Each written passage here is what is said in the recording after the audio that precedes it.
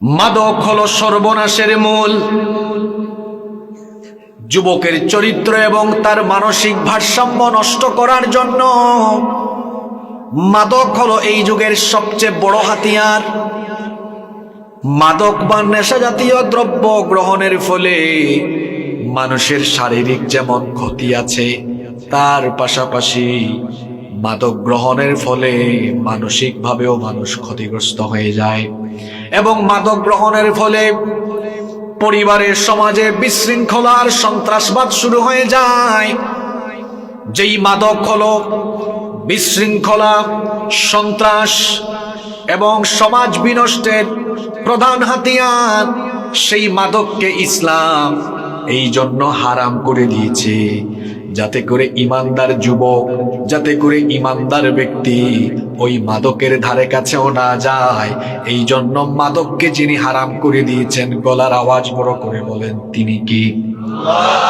মুসলিম শরীফের হাদিস, আল্লাহর হাবিব বলেছেন, কুল্লু মুস্কিরিন খামরুন, প্রত্যেক নেশা জাতীয় দ্রব্য মাদক, অর্থাৎ যেটা গ্রহণ করলে নেশা সৃষ্টি হয়ে যায়, সেন্স ঠিক থাকে না, এইরকম প্রত্যেকটি বস্তুই হলো মাদক।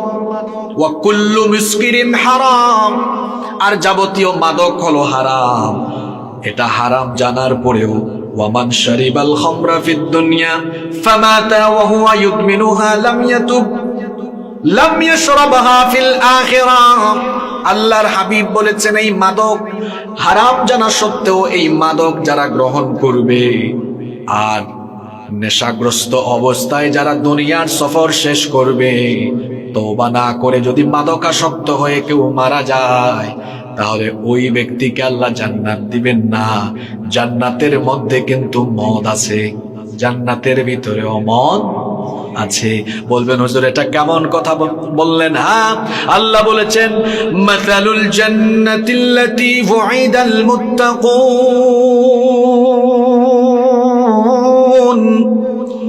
মুত্তাকিদের জন্য সেই জান্নাতের ওয়াদা করা হয়েছে, যেই জান্নাতের মধ্যে মোট 4 ধরনের ঝর্ণা ধারা বহমান আছে। জোরে বলেন কয় ধরনের?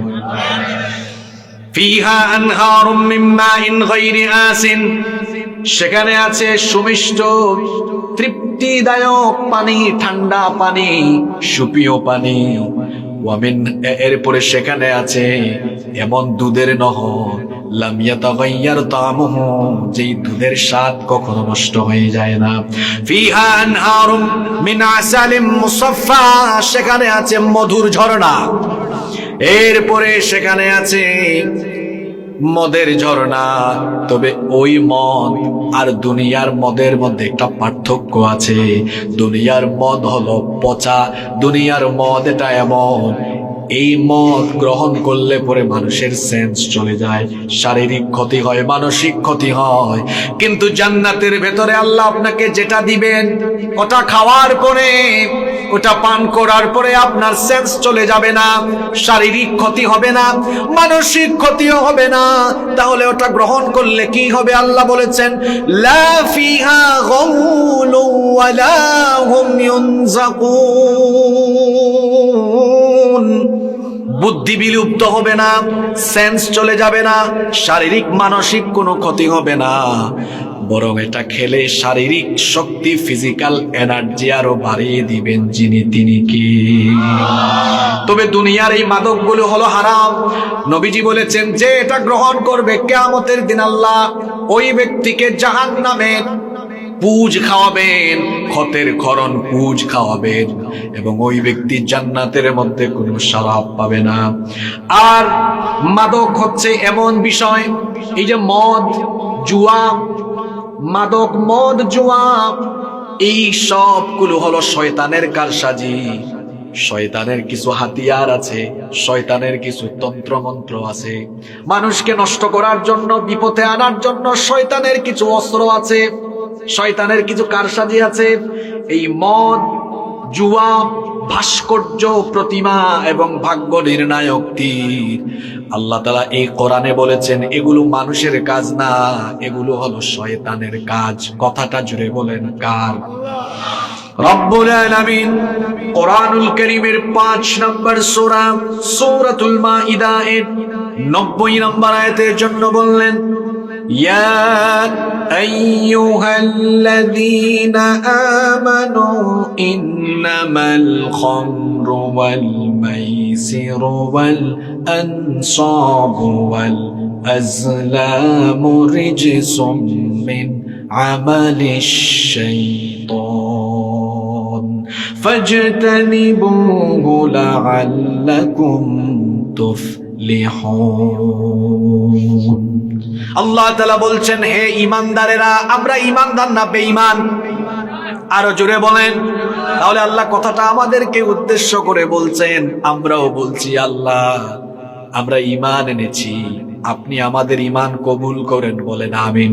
হে ঈমানদারেরা, ইন্নামাল খামরু ওয়াল মাইসিরু ওয়াল আনসাবু ওয়াল আজলামু রিজসুম মিন আমালিশ শাইতান। নিশ্চয়ই মদ, জুয়া, ভাস্কর্য প্রতিমা এবং ভাগ্য নির্ণায়ক তীর, রিজসুম মিন আমালিশ শাইতান, এগুলো হলো শয়তানি কর্মকাণ্ড, এগুলো হলো শয়তানি কাজ, এগুলো হলো শয়তানের কারসাজি। তাহলে যারা মাদক গ্রহণ করে, যারা জুয়া খেলে, যারা মদ পান করে, মদ খায়, ইয়াবা, এরপরে গাঁজা, ফেন্সিডিল সহ অন্যান্য মাদক দ্রব্য যারা গ্রহণ করে, মাদকের কারবার যারা করে, আর যারা জুয়াখুর, জুয়া খেলে এবং ভাস্কর্য প্রতিমার সাথে যার সম্পর্ক আছে, আর ভাগ্য নির্ণায়ক তীর, এগুলো যারা করে, এরা হলো শয়তানের ভাই। জুড়ে বলেন কার ভাই? এজন্য আল্লাহর নবী বলেছেন, লা তাশরাবুল খামর, মাদক গ্রহণ করো না, ফা ইন্নাহা মিফতাহুন কুল্লু শার, কারণ হলো এই মাদক সকল প্রকার অশ্লীলতার মূল।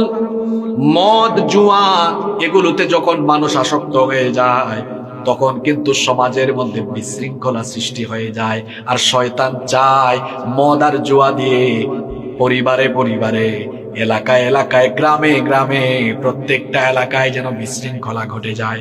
এজন্য সূরা মাইদার পরের আয়াতে আল্লাহ বলছেন, ইন্নামা ইউরিদুশ শাইতানু আইয়ুকিয়া বাইনাকুমুল আদাওয়াতা ওয়াল বাগদাআ ফিল খামরি ওয়াল মাইসিরি ওয়া ইয়াসুদ্দাকুম আন যিকরিল্লাহি ওয়া আনিস সালাহ ফাহাল আনতুম মুনতাহুন। আল্লাহ তাআলা বলছেন, নিশ্চয়ই শয়তান চায় মদ আর জুয়ার মাধ্যমে তোমাদের ভাই ভাই, তোমাদের মধ্যে পারস্পরিক শত্রুতা আর বিদ্বেষ সৃষ্টি করতে চায়। এই আয়াতের সাথে বাস্তবতার মিল কোথায় দেখেন, আপনাকে বুঝাইয়া দেই। দেখেন মদ আর জুয়ার মাধ্যমে কেমনে পরিবার আর সমাজ নষ্ট হয়। যে মানুষ মাদক গ্রহণ করে, মাদকের প্রতি যদি বেশি আসক্তি চলে আসে, মাদক আসক্ত যখন সে হয়ে যায়, মাদকের টাকা তার কাছে না থাকলে সে চুরি আরম্ভ করে। তো চুরি করলে সমাজটা শৃঙ্খলায় থাকে না, বিশৃঙ্খল হয়। দেখেন আল্লাহ তাআলা কত সুন্দর কথা বলেছেন সমাজের মধ্যে ভেজাল লাগানোর জন্য। শয়তান তোমাদেরকে মদ আর জুয়া দিয়ে তোমাদেরকে প্রলুব্ধ করে। দেখবেন যারা মাদকাসক্ত, এরা দেখা যায় বেশি বেশি বউ পিটায়। ঠিক আছে কথা? মদখুররা, মাদকাসক্ত লোকেরা বউ পিটায়, বাপের সঙ্গে বেয়াদবি করে, মায়ের সঙ্গে বেয়াদবি করে। আল্লাহ সূরা মাইদার 91 নম্বর আয়াতে বলেছেন, শয়তান তোমাদেরকে মদ দিয়ে এই রকম তোমাদের মধ্যে শত্রুতা সৃষ্টি করতে চায়। দেখা যায় ঘরের মধ্যে, ঘরের মানুষদের মধ্যে একজন আর একজনের সাথে শত্রুতা সৃষ্টি হয়ে গিয়েছে মাদকের কারণে। দেখা যায় মাদকাসক্ত ব্যক্তি, সেই ব্যক্তির কাছে যখন টাকা থাকে না, মাদক গ্রহণের জন্য বউয়ের গহনা বিক্রি করে দেয়। বউয়ের গহনা বিক্রি করে দেয়, বাপের পকেট থেকে টাকা চুরি করে, বাপের জায়গা জমির দলিল নিয়ে আরেকজনের কাছে বন্ধক পর্যন্ত দিয়ে দেয়। পরিবারে ভেজাল লেগে যায়, সমাজের মধ্যে ভেজাল লেগে যায়। জুয়াখুর লোক জুয়া খেলেছে, জুয়াতে হেরেছে, এখন কিচ্ছু নাই। শেষ পর্যন্ত দেখা যায় বউয়ের গহনাগাটি বিক্রি করে ফেলে। বউকে চাপ দেয়, কয় তোর বাপ কেবল টাকা দিতে, পয়সা দিতে, দাম্পত্য কলহ শুরু হয়ে যায়। মানুষ যখন মদ আর জুয়ায় আসক্ত হয়ে যায়, মাদকাসক্ত ব্যক্তি, দেখা গিয়েছে রাতের বেলা মাদক গ্রহণ করেছে, মাদকাসক্ত অবস্থায় রাতের বেলা এলাকায় মার্ডার করে ফেলেছে, খুন করে ফেলেছে। মাদকাসক্ত ব্যক্তি আর জুয়ায় আসক্ত ব্যক্তিদের দ্বারা পরিবারে আর সমাজে বিশৃঙ্খলা সৃষ্টি হয়। এজন্য আল্লাহ সূরা মাইদার 91 নম্বর আয়াতে বলেছেন, শয়তান চায় তোমাদের পরিবারে, তোমাদের এলাকায়, তোমাদের মধ্যেই যেন বিদ্বেষ সৃষ্টি হয়, গন্ডগোল সৃষ্টি হয়। এই জন্য মদ আর জুয়ার দিকে আমাদেরকে আহ্বান করে কে? আরো জোরে বলেন কে? এজন্য আল্লাহর রাসূল বলেছেন, মদের সাথে মাদকের সাথে সম্পৃক্ত 10 ব্যক্তির উপরে লানত। মাদকের সাথে সম্পৃক্ত 10 ব্যক্তির উপরে লানত দিয়েছেন মুহাম্মদ। সবাই বলি সাল্লাল্লাহু আলাইহি ওয়াসাল্লাম। নবীজি বলেছেন, লাআনা রাসূলুল্লাহ সাল্লাল্লাহু আলাইহি ওয়াসাল্লাম ফিল খামরি 10। মাদকের সাথে সম্পৃক্ত 10 ব্যক্তির উপরে লানত। কয় ব্যক্তির উপরে? দেখেন, নাম্বার 1, 1 নাম্বার আসিরাহা, যে ব্যক্তি মাদকাসক্ত, মাদক গ্রহণ করে। 2 নাম্বার মুতাসিরাহা, যে ব্যক্তি মাদকের প্রোডাকশন, মাদকের উৎপাদন করে, যারা মাদক বানায়। 3 নাম্বার ওয়াশারিবাহা, মাদকের ফ্যাক্টরির উপদেষ্টা যারা, এদের উপরেও লানত। ওয়াহামিলাহা, 4 নাম্বার হলো যারা মাদক ক্যারি করে, বহন করে। কথাটা ভালো করে শুনেন। মনে করেন এক রিক্সাওয়ালা, এক ট্রাকওয়ালা, বেটা মাদক খায় না, মাদক বিক্রিও করে না, কিন্তু একটা ফ্যাক্টরি তাকে বলেছে, তুমি এই মাদকগুলো মৌলভীবাজার থেকে ঢাকায় নিয়ে যাও। আল্লাহর হাবিব বলেছেন, মাদক গ্রহণ আর বিক্রি নয়, কেউ যদি মাদক বহন করে এক জায়গা থেকে আরেক জায়গায় নিয়ে যায়, তার উপরেও লানত। এজন্য নবীজি বলেছেন হামিলাহা। 5 নাম্বার হলো ওয়াল মাহমুলাতু ইলাইহি, শুধু তাই নয়, যাদের জন্য এই মাদক পরিবহন করে নিয়ে যাওয়া হয়, তাদের উপরেও লানত। 6 নাম্বার হলো ওয়াসাকিয়াহা, যেই ব্যক্তি মাদক মানুষকে খাওয়ায়। ওয়েটারও হতে পারে লন্ডন আমেরিকায়। আপনাদের এলাকায় অনেকে প্রবাসী আছে, লন্ডন আমেরিকায় গিয়ে মনে করেন আপনাদের এলাকার মানুষজন ভালো, আমি আপনাদের কথা বলছি না, আমার বাড়িও তো সিলেটে, আমার এলাকার মানুষ অনেক ভালো। এই সিলেটিদের সুনাম দেশে বিদেশে আছে না নাই? আমাদের অনেক সুনাম আছে। আমি একটা জাস্ট বুঝানোর জন্য বলছি। মনে করেন কেউ দেশের বাইরে গিয়ে এমন একটা রেস্টুরেন্টে চাকরি নিল, যেখানে গেস্টদেরকে মদ সার্ভ করতে হয়, মাদক দিতে হয়। নবীজি বলেছেন এর উপরেও লানত। 7 নাম্বার হলো ওয়াকিলা সামানিহা, এই মাদকের মূল্য যারা গ্রহণ করে তার উপরেও লানত। ওয়াল মুশতারি লাহা, মাদকের ক্রেতা বিক্রেতা তার উপরেও লানত। 10 নাম্বার হলো ওয়াল মুশতারাতু লাহু, যার জন্য এই মাদকটা কিনা হয়, মাদকের সাথে সম্পর্কিত এই 10 ব্যক্তির উপরে লানত দিয়েছেন মুহাম্মদ। সবাই বলি সাল্লাল্লাহু। সুতরাং যুবকরা আমার দিকে তাকাও, ভাইয়েরা, খবরদার খবরদার, মাদকের ধারে কাছে যেও না। কারণ নবীজি বলেছেন, যারা মাদকাসক্ত হবে তারা জান্নাতের গন্ধ পাবে। এই যুব সমাজকে ধ্বংসের জন্য মাদক আজকে সবচেয়ে বড় প্রধান হাতিয়ার। স্কুলে কলেজে ইউনিভার্সিটিতে গিয়ে দেখেন কত ছেলে মাদকাসক্ত। আমি নিজে মাদ্রাসায় পড়েছি, ইউনিভার্সিটিতেও পড়াশোনা করেছি, বিশ্ববিদ্যালয়ে পড়াশোনাকালীন দেখেছি কিছু কিছু ছেলেরা ক্লাসের টাইমে দিনের বেলা জিমাই জিমায় হাঁটে। জিজ্ঞেস করি, এ জিমায় কেন? কয় সারা রাত ওষুধ খাইছে। বুঝছেন নি কিতা খাইছে? মাতুকা কিতা খাইছে? ওষুধ খাইছে। টেকনাফ, উখিয়া, ওই অঞ্চলগুলোতে গেলে দেখা যায় রাতের বেলা অনেকে জিমায়া জিমায়া হাঁটে। একদিন আমিও পাইছি, মাহফিল থেকে ফিরতেছি, দেখি কয়েকজন জিমায়া জিমায়া হাঁটে। বললাম, কি রে, রাতের বেলা জিমাইতেছো কেন? কই হুজুর, আপনি বুঝবেন না, আমি রাত জাগার ট্যাবলেট খাইছি। কিতা খাইছে? রাত জাগার ট্যাবলেট খেয়েছে। যুব সমাজকে ধ্বংসের প্রধানতম হাতিয়ার হলো এই মাদক। আমার দেশে মাদক নিয়ন্ত্রণ অধিদপ্তর আছে।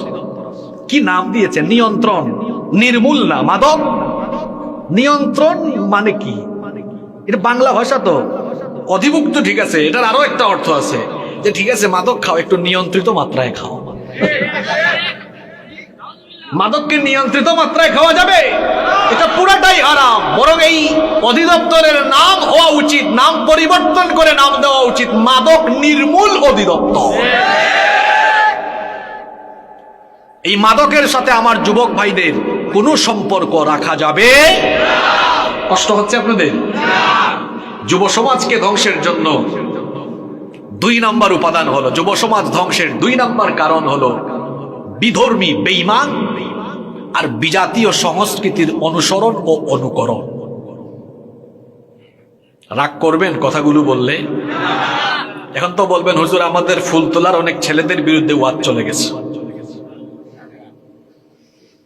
কোরআনের কোন আয়াত যদি আমার বিরুদ্ধেও চলে যায় আমি রাগ করব না, সঙ্গে সঙ্গে তওবা করে ফিরে আসব আল্লাহর দিকে। এতে আমার মর্যাদা যিনি বাড়িয়ে দিবেন তিনি কি? যুব সমাজ ধ্বংস হওয়ার 2 নম্বর কারণ হলো বিজাতীয়দের অনুসরণ। আল্লাহ তাআলা বলেছেন খবরদার বিজাতীয়দের অনুসরণ করো না। কোরআনুল কারীমের 11 নম্বর সূরা হুদের 113 নম্বর আয়াতে আল্লাহ বললেন ওয়ালা তারকানু ইলাল্লাযীনা যালামু ফাতামাসসাকুমুন নার ওয়া মা লাকুম মিন দুনিল্লাহি মিন আউলিয়া সুম্মা লা তুনসারুন। আল্লাহ তাআলা বললেন খবরদার বিজাতীয় কোন জালিমদের তোমরা অনুসরণ করো না। যদি করো ফাতামাসসাকুমুন নার, জাহান্নামের আগুন তোমাদেরকে স্পর্শ করবে। এখন আসেন তো বিজাতীয় সংস্কৃতির অনুসরণ অনুকরণ আছে না নাই আমরা একটু দেখি। এই তো মাত্র 15 দিন আগে 31st নাইট, এটা আমার দেশের মুসলিম কিছু যুবক বিজাতীয়দেরকে অনুসরণ করে 31st নাইটে রাত 12টার পরে তারা আতশবাজি ফুটিয়েছে। হ্যাপি নিউ ইয়ারের টেক্সট মেসেজ তারা দিয়েছে, একজন আরেকজনকে মেসেজ দেয়। এরপরে দেখা যায় কক্সবাজারের হোটেলগুলো বুক হয়ে যায়, সেই রাতে অনেক জায়গায় নাচ গানের কনসার্ট হয়েছে। যদি যুবককে জিজ্ঞেস করেন তুমি যে 31st নাইটে উৎসব করলা, কেন করলা? কয় সবাই করে আমিও করি। একটা বছর শেষ হয়, ওইটা তো ইংরেজি সাল না। আমরা যেটাকে ইংরেজি সাল বলি, ওই দেখেন এখানেও ভুল আছে পোস্টারে 2024। পৃথিবীতে ইংরেজি সাল বলতে কোনো সাল নাই, এটা খ্রিস্টাব্দ। এটা খ্রিস্টাব্দ। বলবেন কেমনে? এখানে তো আপনারা পড়াশোনা জানা অনেক ভাইয়েরা আছেন। ইংরেজিতে যখন আপনারা সন লিখেন, যেমন বাংলায় তো এখানে ইংলিশে ভুল, এটা হয়তো 2024 খ্রিস্টাব্দ। ইংরেজিতে লিখলে আমরা কি লিখি? 2024। এরপরে কি লিখি? AD। AD মানে কি? What's the meaning of AD? AD-র মানে কি? এটা তো শর্ট ফর্ম। এটার ফুল মিনিং হলো আন্নো ডমিনি। আন্নো ডমিনি, এটা ল্যাটিন পরিভাষা। এটার অর্থ কি জানেন? এটার অর্থ হলো the year of our Lord, আমাদের প্রভুর বছর। অর্থাৎ খ্রিস্টানরা বলে আমাদের প্রভু জন্মের বছর থেকে আমাদের এই সাল গণনা আরম্ভ হয়েছে। সাল গণনা শুরু হয়ে এখন এসেছে 2024 পর্যন্ত। এখন ঈসা আলাইহিস সালামকে আমরা মনে করি আল্লাহর পয়গম্বর, তাকে আমরা ঈসা ইবনে মারইয়াম বলি বা ঈসা আলাইহিস সালাম বলি, কিন্তু খ্রিস্টানরা তাকে বানায় ফেলছে আল্লাহর ছেলে। আবার আরেক গ্রুপ, খ্রিস্টানদের আরেক গ্রুপ বানিয়েছে ঈসা আলাইহিস সালামকে সরাসরি আল্লাহ। নাউজুবিল্লাহ পড়বেন না? খ্রিস্টাব্দ মানে কি? পড়াশোনা জানা মানুষ আপনারা, খ্রিস্টাব্দ মানে হলো খ্রিস্ট যুগ অব্দ সমান খ্রিস্টাব্দ। এর মানে হলো খ্রিস্ট যখন জন্মগ্রহণ করেছেন তখন থেকে আমরা ক্যালেন্ডারের সাল ধরেছি, সেখান থেকে গুনতে গুনতে অব্দ পর্যন্ত 2024 খ্রিস্টাব্দ, সেখান থেকে অব্দ পর্যন্ত সাল হয়েছে 2024। এই ক্যালেন্ডার কখন থেকে প্রচলন হলো? ঈসা আলাইহিস সালামের জন্মের প্রায় 1600 বৎসর পরে। তার জন্ম কেন বললাম, মৃত্যুর কথা কেন বললাম না? কারণ পৃথিবীর একজন নবী এখনো মারা যান নাই, উনার নাম হলো ঈসা আলাইহিস সালাম। তবে ইহুদি খ্রিস্টানরা আছে মিসা নিয়ে, আমরা আছি ঈসা নিয়ে। ইহুদিরা মনে করে, খ্রিস্টানরা মনে করে ঈসা আলাইহিস সালামকে শুলে চড়িয়ে হত্যা করা হয়েছে, কিন্তু তারা যাকে শুলে চড়িয়ে হত্যা করেছে দেখবেন তারা গলার মধ্যে ক্রস চিহ্ন ঝুলায়, এটা শুলের একটা চিহ্ন। তারা মনে করে ঈসা আলাইহিস সালামকে শুলে চড়িয়ে হত্যা করা হয়েছে, কিন্তু ওইটা আসল ঈসা না, ওইটা নকল ঈসা, ওইটা আসলে মিসা ঈসা না, আরেকজনের সূরত দেওয়া হয়েছিল ঈসা আলাইহিস সালামকে, তারা মনে করেছিল ওটা ঈসা। এভাবেই তারা ওই ব্যক্তিকে মেরেছিল আর মনে করেছিল ঈসা শেষ, আসলে ওইটা ঈসা না মিসা। তারা আছে মিসা নিয়ে, আমরা আছি ঈসা নিয়ে। এজন্য তারা বলে কি, আচ্ছা এই ক্যালেন্ডারটা কিভাবে আসলো? উনার জন্মের 1600 বৎসর পরে, কত বৎসর? 1600 বৎসর পরে, প্রায় 1600 বৎসর পরে 1582 খ্রিস্টাব্দে পোপ অষ্টম গ্রেগরি তৎকালীন রোমান জুলিয়ান ক্যালেন্ডারকে সংশোধন করে নতুন একটি ক্যালেন্ডার তিনি আবিষ্কার করেন। সেই ক্যালেন্ডারে সাল গণনা শুরু করলেন যীশু খ্রিস্টের জন্মগ্রহণের বছর থেকে। সেখান থেকে জন্মের সাল গণনা আরম্ভ করে গুনতে গুনতে এখন তো 2024 পর্যন্ত এসেছে। আর যীশু খ্রিস্ট জন্মের আগের বছরগুলো তারা যখন কোথাও লিখে তখন তারা এডি লিখে না, লিখে বিসি। বিসি মানে হলো বিফোর ক্রাইস্ট, খ্রিস্টপূর্ব। একটা হলো খ্রিস্টপূর্ব আর একটা হলো খ্রিস্টাব্দ। তাহলে এই যে সাল বা এই ক্যালেন্ডার কি আমাদের নিজস্ব, মানে মুসলমানদের ধর্মীয় চেতনার সাথে সম্পর্কিত? কিন্তু এই খ্রিস্টানদের আবিষ্কার করা ক্যালেন্ডার আমরা দুনিয়া আখিরাতে ব্যবহার করি। বলবেন হুজুর দুনিয়ায় ব্যবহার করি বুঝলাম, আখিরাতে কেমনে ব্যবহার করি? আপনাদের এলাকার গুরুস্থানে গিয়ে দেখেন প্রত্যেকটা কবরের উপরে লেখা আছে এই ব্যক্তি মারা গেছে 23 সেপ্টেম্বর 2016 সালে। আখিরাতেও তাদের খ্রিস্টানদের সাল ব্যবহার করি, অথচ আমাদের নিজস্ব একটা ক্যালেন্ডার আছে। আমরা রমজান মাসে রোজা রাখি খ্রিস্টানদের ক্যালেন্ডার অনুযায়ী না আমাদের ক্যালেন্ডার অনুযায়ী? আমরা 2 ঈদ করি খ্রিস্টানদের ক্যালেন্ডার অনুযায়ী না আমাদের হিজরি ক্যালেন্ডার অনুযায়ী? আমরা শবে বরাত, লাইলাতুল কদর, আমাদের সকল ইবাদত বন্দেগী আমরা করি আমাদের হিজরি ক্যালেন্ডার দিয়ে। কিন্তু খ্রিস্টানদের এই ক্যালেন্ডার, হ্যাঁ আপনি অনুসরণ করছেন, হয়তো দুনিয়াবি কাজে ব্যবহার করছেন, ঠিক আছে, কিন্তু তারা 31st নাইটকে বছরের শেষ দিন মনে করে আর 1 জানুয়ারিকে বছরের শুরু ধরে তারা ওই রাতে উৎসব করা তাদের ধর্মের ইবাদতের একটা বা উৎসবের একটা অংশ মনে করে, এটা তাদের আকীদা। তো তাদের আকীদার অনুসরণ করে 31st নাইটে উৎসব করা, আনন্দ করা, আতশবাজি ফুটানো, বেহায়াপনা বেলাল্লাপনায় মেতে ওঠা, এটা কি মুসলিম কোন যুবকের চরিত্র হতে পারে? নবীজি বলেছেন মান তাশাব্বাহা বিকওমিন ফাহুয়া মিনহুম, যে ব্যক্তি অন্য কোন বিজাতীয়দের অনুসরণ করে সে তাদের অন্তর্ভুক্ত, তার সাথেই তার হাসর হবে। যারা বিজাতীয়দের অনুসরণ করে খবরদার ভাইরা, সামনে আসতেছে কোন মাস? রমজান তো আর ঠিক আছে, আর এক মাস নো, আর ওখান কোন লাগানে ফেব্রুয়ারি মাসে তো আর একটা আছে, কিতা নাম? ইনোর মাঝে বেড়া আর ওখান লাগাইল হইতাম নেই। ভালোবাসা দিবস, আচ্ছা ভালোবাসা বাংলা শব্দ, এর ইংরেজি হলো লাভ দিবস, এটার ইংরেজি হলো ডে। তাহলে ভালোবাসা দিবসের ইংরেজি হওয়া উচিত ছিল লাভ ডে, কিন্তু এটা লাভ ডে না হয়ে নাম হলো ভ্যালেন্টাইন ডে। নামের ভিতরে তো ভেজাল আছে। ভ্যালেন্টাইন মূলত এক যদি খ্রিস্টানরা বলে সাধু ব্যক্তি আর আমি বলি অসাধু ব্যক্তি, আপনারা উইকিপিডিয়াতে তার ব্যাপারে তথ্য পাবেন। এই লোক গোপনে গোপনে তরুণ তরুণীদেরকে হারাম রিলেশনের দীক্ষা দিত। সম্রাট ক্লাডিয়াস 275 খ্রিস্টাব্দে তাকে ধরলেন, অ্যারেস্ট করলেন এবং এই অপরাধে তাকে মৃত্যুদণ্ড দেওয়া হয়। আর যে দিন তার মৃত্যুদণ্ড কার্যকর হয় ওই দিনটা ছিল 14ই ফেব্রুয়ারি। বহু বছর পরে খ্রিস্টান পোপ এই দিনটাকে ভ্যালেন্টাইন ডে হিসাবে ঘোষণা করলেন এবং খ্রিস্টানদের বিরাট একটা অংশ ওইটাকে তারা একটা দিবস বানিয়ে এই দিবস উদযাপন আরম্ভ করলো। এখন বাংলাদেশে আমার চাচারা এখানে যারা আছেন তারা তাদের যৌবনকালে প্রৌঢ়কালেও এই ভালোবাসা দিবসের নাম শুনেন নাই। বাংলাদেশে কিছু হলুদ সাংবাদিক আর এই বাংলাদেশের কিছু আধুনিক বুদ্ধিজীবী নামধারী তথাকথিত নাস্তিক্যমনা লোকেরা এদেশের যুবকের চরিত্র নষ্ট করার জন্য এই বেহায়া দিবসের আমদানি ঘটিয়েছে। এটার সাথে মুসলমানের কোনো সম্পর্ক।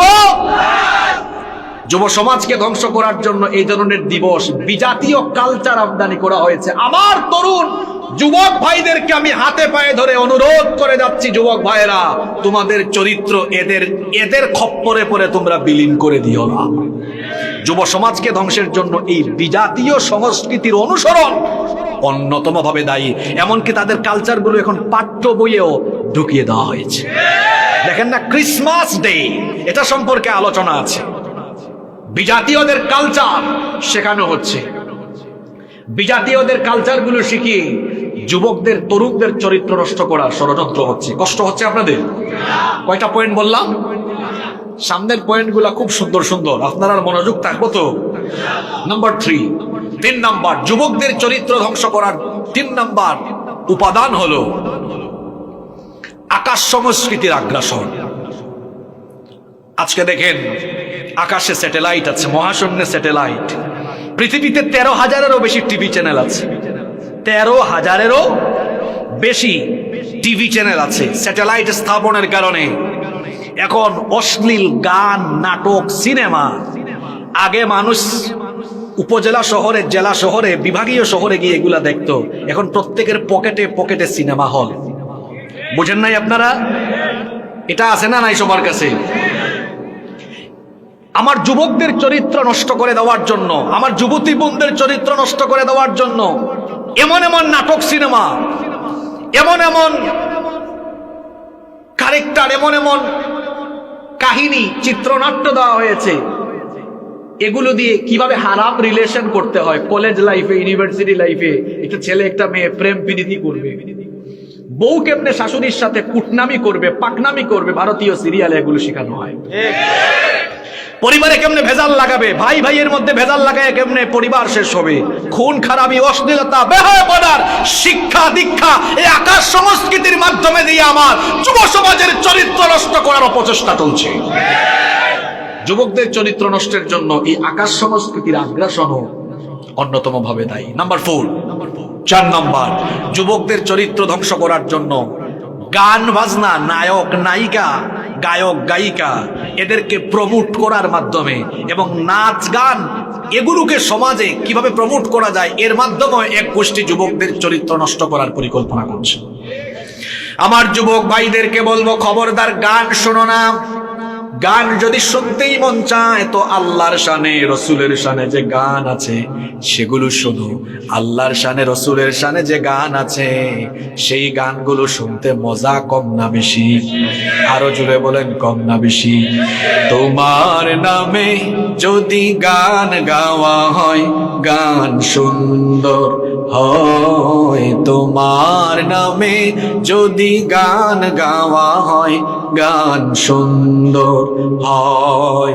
তোমার সৃষ্টি পানে যদি চাওয়া হয়, চোখ সুন্দর হয়। তোমার নামে যদি গান গাওয়া হয়, গান সুন্দর হয়। কার নামে গান হবে? কার নামে? কারণ সব সুন্দর করে বানিয়েছেন কে? দুনিয়া সুন্দর, মানুষ সুন্দর, আসমান সুন্দর, জমিন সুন্দর, সুন্দরে সুন্দরে পাল্লা। জানি না কত সুন্দর তুমি আল্লাহ, জানি না কত সুন্দর তুমি আল্লাহ। সুবহানাল্লাহ। আল্লাহর শানে শুনুন। গান শুনবেন না, কারণ নবীজি বলেছেন, আল গিনা ইয়ানবুতুন নিফাকু ফিল কলবি কামা ইয়ানবুতুল মাউজ যারা। জমিনে ফসল ফলানোর পরে সেই ফসলে পানি সেচ দিলে যেমন ফসল আরো বেশি ভালো হয়, ঠিক তেমনি মুমিন যখন গান শুনে, গান কলবের মধ্যে, অন্তরের মধ্যে নিফাকি, মুনাফিকি বাড়ায়া দেয়। এজন্য গান শুনবেন না। অনেক যুবকরা কানের মধ্যে ইয়ারপড ঢুকিয়ে, হেডফোন ঢুকিয়ে গান শোনায়। অনেকের বদভ্যাস হলো গান শুনতে শুনতে রাতের বেলা ঘুমিয়ে যায়। চিন্তা করছে, আমি যে গান শুনি কেউ তো শুনে না, কি শুনি কেউ জানে না। আপনি কানে ইয়ারফোন লাগিয়ে, হেডফোন লাগিয়ে, কানের মধ্যে ইয়ারপড ঢুকিয়ে কি শুনেন, কেউ সেটা না জানলেও যিনি জানেন তিনি কে? আল্লাহ তাআলা কোরআনে কারীমে বলেছেন, ওয়া মিনান নাসি মান ইয়াশতারি লাহওয়াল হাদিসি লিয়ুদিল্লা আন সাবিলিল্লাহি বিগাইরি ইলমিন ওয়া ইয়াত্তাখিদাহা হুজুয়া উলাইকা লাহুম আযাবুম মুহিন। মানুষের মধ্যে এমন কিছু লোক আছে যারা অজ্ঞতাবশত না জেনে মানুষকে আল্লাহর পথ থেকে বিচ্যুত করার জন্য অশ্লীল কথাবার্তা, সংখ্যাগরিষ্ঠ মুফাসসিরগণ বলেছেন এখানে অশ্লীল কথাবার্তা রাহুয়াল হাদিস মানে হলো অশ্লীল গান বাজনা। এই অশ্লীল গান বাজনার মাধ্যমে মানুষদেরকে দিকভ্রান্ত পথভ্রষ্ট করতে চায়। তাহলে আমার যুবকদের চরিত্র নষ্ট করার জন্য আরেকটা উপাদান হলো অশ্লীল গান বাজনা। যে গান বাজনার চরিত্র নষ্ট হয় সেই গান বাজনার ধারে কাছেও আমরা যাব। নাম্বার 5, যুব সমাজ ধ্বংসের 5 নম্বর কারণ হলো শিক্ষা ব্যবস্থা থেকে দ্বীনি শিক্ষা তুলে দেওয়া। দেখেন একটা যুবক ছেলে পড়াশোনা শেষ করেছে 24-25 বছর বয়সে। এই যুবক বয়সে পড়াশোনা শেষ করার পরে সে দুর্নীতি করছে, সে ভালো কোনো চেয়ারে বসলে ঘুষ খাচ্ছে, লুটপাট করছে। কেন করছে? কারণ সে তার কারিকুলামের ভেতরে এমন কোনো শিক্ষা পায়নি যেই শিক্ষা পেলে তার অন্তরের মধ্যে আখিরাতের জবাবদিহির অনুভূতি তৈরি হয়। এমন কোনো শিক্ষা সে পায়নি যে শিক্ষা পেলে অন্তরে আল্লাহর ভয় পয়দা হয়। এমন কোনো শিক্ষা সে তার কলেজে বিশ্ববিদ্যালয়ে পায়নি যেই শিক্ষা পেলে আখিরাতে আল্লাহর কাছে দাঁড়িয়ে জবাব দেওয়া লাগবে, এই অনুভূতিটা তার সৃষ্টি হওয়ার মতো শিক্ষা সে পায়। আমরা শিক্ষা ব্যবস্থা থেকে দেখেন সব আছে, শিক্ষা ব্যবস্থায় সব আছে। এখানে ভূগোল আছে, অর্থনীতি আছে, সমাজনীতি আছে, ইংরেজি আছে, বিজ্ঞান আছে, অঙ্ক আছে, সব আছে। কুরআন যদি বলেন না কেন? যে কারিকুলামে, এটা আপনাদের দেশের সাথে শুধু মিলায় ফেলিয়েন না, আমি সামগ্রিক দৃষ্টিভঙ্গি থেকে কথা বলছি। যে কোনো কারিকুলামে যদি কোরআন হাদিস বা এই দ্বীনি শিক্ষাকে বাদ দেওয়া হয়, তো ওই শিক্ষা কারিকুলাম দিয়ে ওই জাতির, ওই সভ্যতার ছেলেমেয়েরা শিক্ষিত হবে ঠিক, কিন্তু শিক্ষিত চোর হবে, শিক্ষিত ডাকাত হবে, শিক্ষিত লুটেরা, শিক্ষিত দুর্নীতিবাজ হবে। আপনি এর প্রমাণ চান তো আপনাকে প্রমাণ দেখাই। এই মৌলভীবাজারে বিভিন্ন মসজিদে হতে পারে অ্যাক্সিডেন্টলি জুতা চুরি হলো, যে জুতা চুরি করে সেও চোর। আর বড় সাহেব ঢাকার বড় অফিসে বসে কলমের খুঁচা দিয়ে দুর্নীতি করে হাজার হাজার কোটি টাকা বিদেশে পাচার করে দিয়েছে, সেও চোর। দুই সুরকিতা ক্যাটাগরি এখানে মাথুন না। খানে আমি সিলেট আইলে মাঝে মাঝে নিজের এলাকার মানুষ তো বেশি সময় কন্ট্রোলের ভিতরে রাখতাম পারি না, নিজরে তুরা তুরা সিলেটি মাতি আমি এলাকে রাগ করে নেন আপনারা। মাসও 2-1 সুযোগ পাই মাতার, এই সুযোগটাও মিস করা উচিত নেই। জুতা চুরো চুর, ইবাই কলমর খুসাদি মারিচ্ছে 100 কোটি, হেও চুর। 2 চুরের জাত সমান নানি, ক্যাটাগরি সমান নি। একটা শিক্ষিত আর একটা অশিক্ষিত। শিক্ষিত চুর তাকে অশিক্ষিত চুর বুঝ পাল।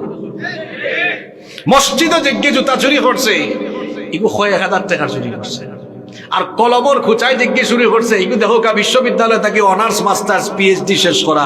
এত শিক্ষিত হওয়ার বাদেও হে চুরি করে এখানে, দেশের মানুষের টাকা চুরি কইরা বিদেশ বেগম পাড়াত বাড়ি বানায় এখানে, কারণ তার শিক্ষা ব্যবস্থা সবটা চাইছে কিন্তু কুরআন হাদিসের শিক্ষা পাইছে না। আমার 25, 30, 35 বছরের যুবকদের চরিত্র এমন হয়ে যাচ্ছে কেন? কারণ তাদেরকে কৌশল করে দ্বীনি শিক্ষা থেকে বঞ্চিত করে তাদেরকে দ্বীন থেকে বাহিরে রাখার অপকৌশল চলছে। নাম্বার 6, যুব সমাজ ধ্বংসের 6 নম্বর কারণ হলো উলঙ্গ, অর্ধ উলঙ্গ, নগ্নতা, নগ্ন পোশাক পরিচ্ছদ সমাজে ছড়িয়ে দেওয়া। যুবক যুবতীদেরকে চরিত্র নষ্ট করার জন্য নগ্ন, অর্ধনগ্ন পোশাক পরিচ্ছদের আমদানি ঘটানো হয়েছে। দেখবেন কিছু বেলাজ বেশরম ছেলেরা হাফ প্যান্ট পরে এলাকার মধ্যে হাঁটাহাঁটি করে। আপনাদের এলাকায় এগুলো নাই? আছে কেন আমি বুঝছি, জেলা সিল্লারি মারছেন বুঝছি, ওয়াজ এখানে গাউত কমন পড়ছে। হাফ প্যান্ট পরে হাঁটাহাঁটি করে। আমার কলিজার টুকরা ভাইয়েরা, পায়ে ধরে বলছি, মনে কষ্ট নিবেন না। আপনার সতর্ক হলো হাঁটুর নিচ পর্যন্ত। আপনি অ্যাডাল্ট একটা ছেলে, কেন আপনি হাফ প্যান্ট পরে হাঁটাহাঁটি করবেন? আল্লাহর নবী ছিলেন লজ্জাশীল, শুধু তিনি নন, দুনিয়ার সকল নবীদেরকে লজ্জাশীল বানিয়েছেন কে? আল হায়াউ শুবাতুম মিনাল ঈমান। লজ্জাশীলতা হলো ইমানের অংশ, যার মধ্যে লজ্জা নাই তার মধ্যে ইমান নাই। সুতরাং আমার তরুণ যুবক ছাত্র ভাইদেরকে বলবো, খবরদার হাফ প্যান্ট পরে হাঁটাহাঁটি করবেন না। ওই যে বিদেশে কালচার গুলা দেখে, ওই কালচার দেখে তাদেরকে অনুসরণ করে, অথবা নাটকে সিনেমায় দেখে দেখে ওইটা সে অনুসরণ করে। বিজাতীয় কালচার কখনো আমার জন্য আদর্শ হতে পারে না। আমার আদর্শ হলেন পৃথিবীর শ্রেষ্ঠ মহামানব মুহাম্মদুর রাসূলুল্লাহ সাল্লাল্লাহু আলাইহি ওয়াসাল্লাম। আবার অনেক ছেলেরা আছে হাফ প্যান্ট পরে না, ফুল প্যান্টই পরে, লুঙ্গিও পরে, কিন্তু সেটা নামাতে নামাতে একেবারে কেটসের নিচে, জুতার নিচে নামায়া ফেলেছে। লুঙ্গি পরিধান করেন, প্যান্ট পরিধান করেন, আর পায়জামা পরেন, সেটাকে টাকনোর উপরে পড়তে হবে, টাকনোর নিচে নামানো যাবে। আল্লাহর হাবিব বলেছেন, ওই ব্যক্তির দিকে কিয়ামতের দিন আল্লাহ তাকাবেন না, তার সঙ্গে আল্লাহ কথাও বলবেন না, তাকে আল্লাহ পবিত্র করবেন না, এমনকি তাকে আল্লাহ জাহান্নাম থেকেও মুক্তি দিবেন না। সাহাবীরা বললেন, নবী গো, কোন দুর্ভাগার ব্যাপারে আপনি এমন কথা বললেন? ওই দুর্ভাগার কথা আমি বলছি, যেই দুর্ভাগা টাকনোর নিচে কাপড় ঝুলাইয়া হাঁটে। শুধু ঠিক বলে চলে গেলে চলবে না। আমরা লুঙ্গি পরি, প্যান্ট পরি, পায়জামা পরি, সেটা টাকনোর উপরেই রাখবো ইনশাআল্লাহ। একদিন কয়, হুজুর কিলা অত উপরে উঠাইতাম টাকনোর উপরে, যদি আনস্মার্ট লাগে। ভাইরে, আমরা তো হুজুর জুব্বাও পড়ছি টাকনোর উপরে, পায়জামাও পড়ছি টাকনোর উপরে, দেশে বিদেশে ঘুরাইলাম, আজ পর্যন্ত কেউ হইল না দেখতে আনস্মার্ট লাগে, বাদ লাগে। বরং মাঝে মাঝে বিদেশি হল লোকেও দেখাইলে এরাও হয়, আপনারা পোশাক দেখতে খুব সুন্দর, লম্বা পোশাক আপনারা পরেন, দেখতে ভালো লাগে, ভদ্র ভদ্র লাগে। লম্বা পোশাক পরা শালীনতার ভিতরে থাকা, এটা ভদ্র মানুষের বৈশিষ্ট্য। এই জন্য দেখবেন কোর্টে যারা প্র্যাকটিস করে, আদালতে যখন দাঁড়ায় বুরখা পরে দাঁড়ায়, বিচারক যখন বিচার করে রায় দেয় মাথায় টুপিটা পরে দেয়। এগুলো হলো ন্যায়পরায়ণ মানুষের পোশাক। যদিও অনেকে এই ন্যায়পরায়ণতার পোশাক পরেও ইনসাফ বহির্ভূত কাজ করে, অবশ্যই এরকম মানুষ আমাদের সমাজে নাই। যেই কথা বলছিলাম, উলঙ্গপনা বেড়ে যাওয়ার কারণে যুবকরা ধ্বংস হচ্ছে, যুবতীরাও ধ্বংস হচ্ছে। উচিত ছিল যুবকের সাথে যুবতীও লাগান। আপনার এলাকায় খালি বেটাই নি, বেটিন নাইনি। এই যে ওয়াকা ওয়াকা ড্রেস, আসিচ্ছেন ওয়াকা ওয়াকা ড্রেস আছে তো, আপনারা কইবা হুজুর আপনি অত জানুন কিলা? আমরা তো জানা লাগে পড়াশোনা করে, না জানলে কইতাম কিলা। ওয়াকা ওয়াকা ড্রেস, পাখি ড্রেস, কিতা কিরণমালা ড্রেস, আরো আরো আরো হোকা কয়েকটা কালেকশন। এরপরে আছে দেবদাস, বিন্দু, কটকটি, আর কিতা পটপটি আছে নি। হায় রে হায়, এগুলা ভারতীয় সিরিয়ালে দেখে, আর ঈদের সময় বলে, আব্বা আমারে ওটাও দেওয়া লাগবো। ফিনতাম নাই আমি, ওটাও দেওয়া লাগবো না। বাপরে বাপ, ফুরিয়ে যে মুরা মারে, হয় আব্বা ওটাও দেওয়া লাগবো, অন্যটা ফিনতাম না আমি। এ শালো আব্বাও গিয়ে আনছেন কোনো আতর কিতা এখান থেকে হয় সিলেটি ভাষায় ফাউরি লাই মাঝে মাঝে। ও না, ঠিক আছে, ওখান থেকে আতর সবজি পর্যন্ত মশরিল্লা খান সবটা দেখা যায়। জাল ভালো কইছেন আমার ভাই, জাল জাল যদি অত ফিনবারও মনে চার। আমার মনে আছে ছোটবেলায় আমিও দিন ফেলাইন জাল দিয়ে মাছ মারছিলাম, তো এই বাজার থেকে গিয়ে ড্রেস আনার কি দরকার, ফেলাইন জাল সিলাই করে ফিন দিলাম। ঠিক আছে নি কথা? আমার লোকে মিলছে নি? আমার বাড়ি তো হবাই দি, আপনারা হবাই দি, এখন মিলছে নি বাসা? আপনারা ফেলাঞ্জাল করনি? মিলে গেছে। ফেলাঞ্জাল ওখান সিরিয়া আর সিরাজ করিয়া বানিয়া ফিন দিলাম। আইজ আমার বই নানতে রাগ করে, কয় থেকে হুজুরে সব তো আমরার বিরুদ্ধে দাঁড়িয়ে। আমি কইরাম যে আমরা ধ্বংস করার লাগে, যুবক যুবতী ধ্বংস করার লাগে ও নগ্ন অর্ধনগ্ন অতা ফুসাকও অন্যতম ভাবে দায়ী। কারণ অতা ফিন্দা ফুরিন যখন বাড়াইন, তখন এক ফয় আর এক পরে হয় বন্ধু দেখছ নি মাথা ঠিক নাই আর। ঠিক আছে নি কথা? কত ওটা দিয়াও তো বর্তমান জামানাত ফুয়াইনতে একে বেশি খাবার ফিন্দর, ফুইনতে খালি কমাইলি না খাবো। ঠিক আছে না নেই? তারা উন্না ফিন্দম খুব মাফলার অল্লাহ খান, সে আবার টপস ফইরা বার হইছিরা, সে আবার শার্ট ফিন্দা বার হইছিরা। ওরে বাপরে বাপ, এটা আমরা সিলেট মনে হয় এখনো নাই না, হইলেও এটা কম আছে অন্যান্য এলাকা থেকে, এখনো কম। আচ্ছা, আমরা যদি সচেতন থাকি আমরার গরুর বেটিনো ঠিক হইবা ইনশাআল্লাহ। আপনারা ঠিক থাকবা তো না দাইসর খাতারও যাইবা কি? আমরা একটা ঐতিহ্য আছে কিন্তু, এটা শাহজালাল শাহপুরান রাহিমাহুমুল্লাহ, এটা ওলিয়া উলিয়ার স্মৃতি বিজড়িত এলাকা। আমরা অন্যান্য এলাকার লাগান যেন বাদ না হয়ে যাই, আমরা সচেতন থাকবো হোকা ইনশাআল্লাহ। আরো বেশি কষ্ট হয়ে যাবে। নাম্বার 7, 7 নাম্বার যুব সমাজ ধ্বংসের আরেকটা কারণ হলো অসৎসঙ্গ। কথায় আছে সৎসঙ্গে সর্বনাশ, সৎসঙ্গে স্বর্গবাস, অসৎসঙ্গে অসৎ বন্ধুত্ব এর কারণেও যুবকদের চরিত্র নষ্ট হয়। এজন্য আমার কলেজার টুকরা ভাইদেরকে বলবো, যারা স্কুলে পড়ো, কলেজে পড়ো, ইউনিভার্সিটিতে পড়ো, যেটা সিগারেট খায়, যেই ছেলেটা মাদকাসক্ত, ক্যাম্পাসের মধ্যে মেয়েদের ওড়না ধরে টানে কিংবা মেয়েদেরকে টিজ করে বিরক্ত করে, যেই ছেলে আজান শুনলে নামাজেই যায় না, তাদের সাথে কোনো সম্পর্ক রেখো না, তবে তাদেরকেও তুমি দাওয়াত দাও, দিনের পথে নিয়ে আসো।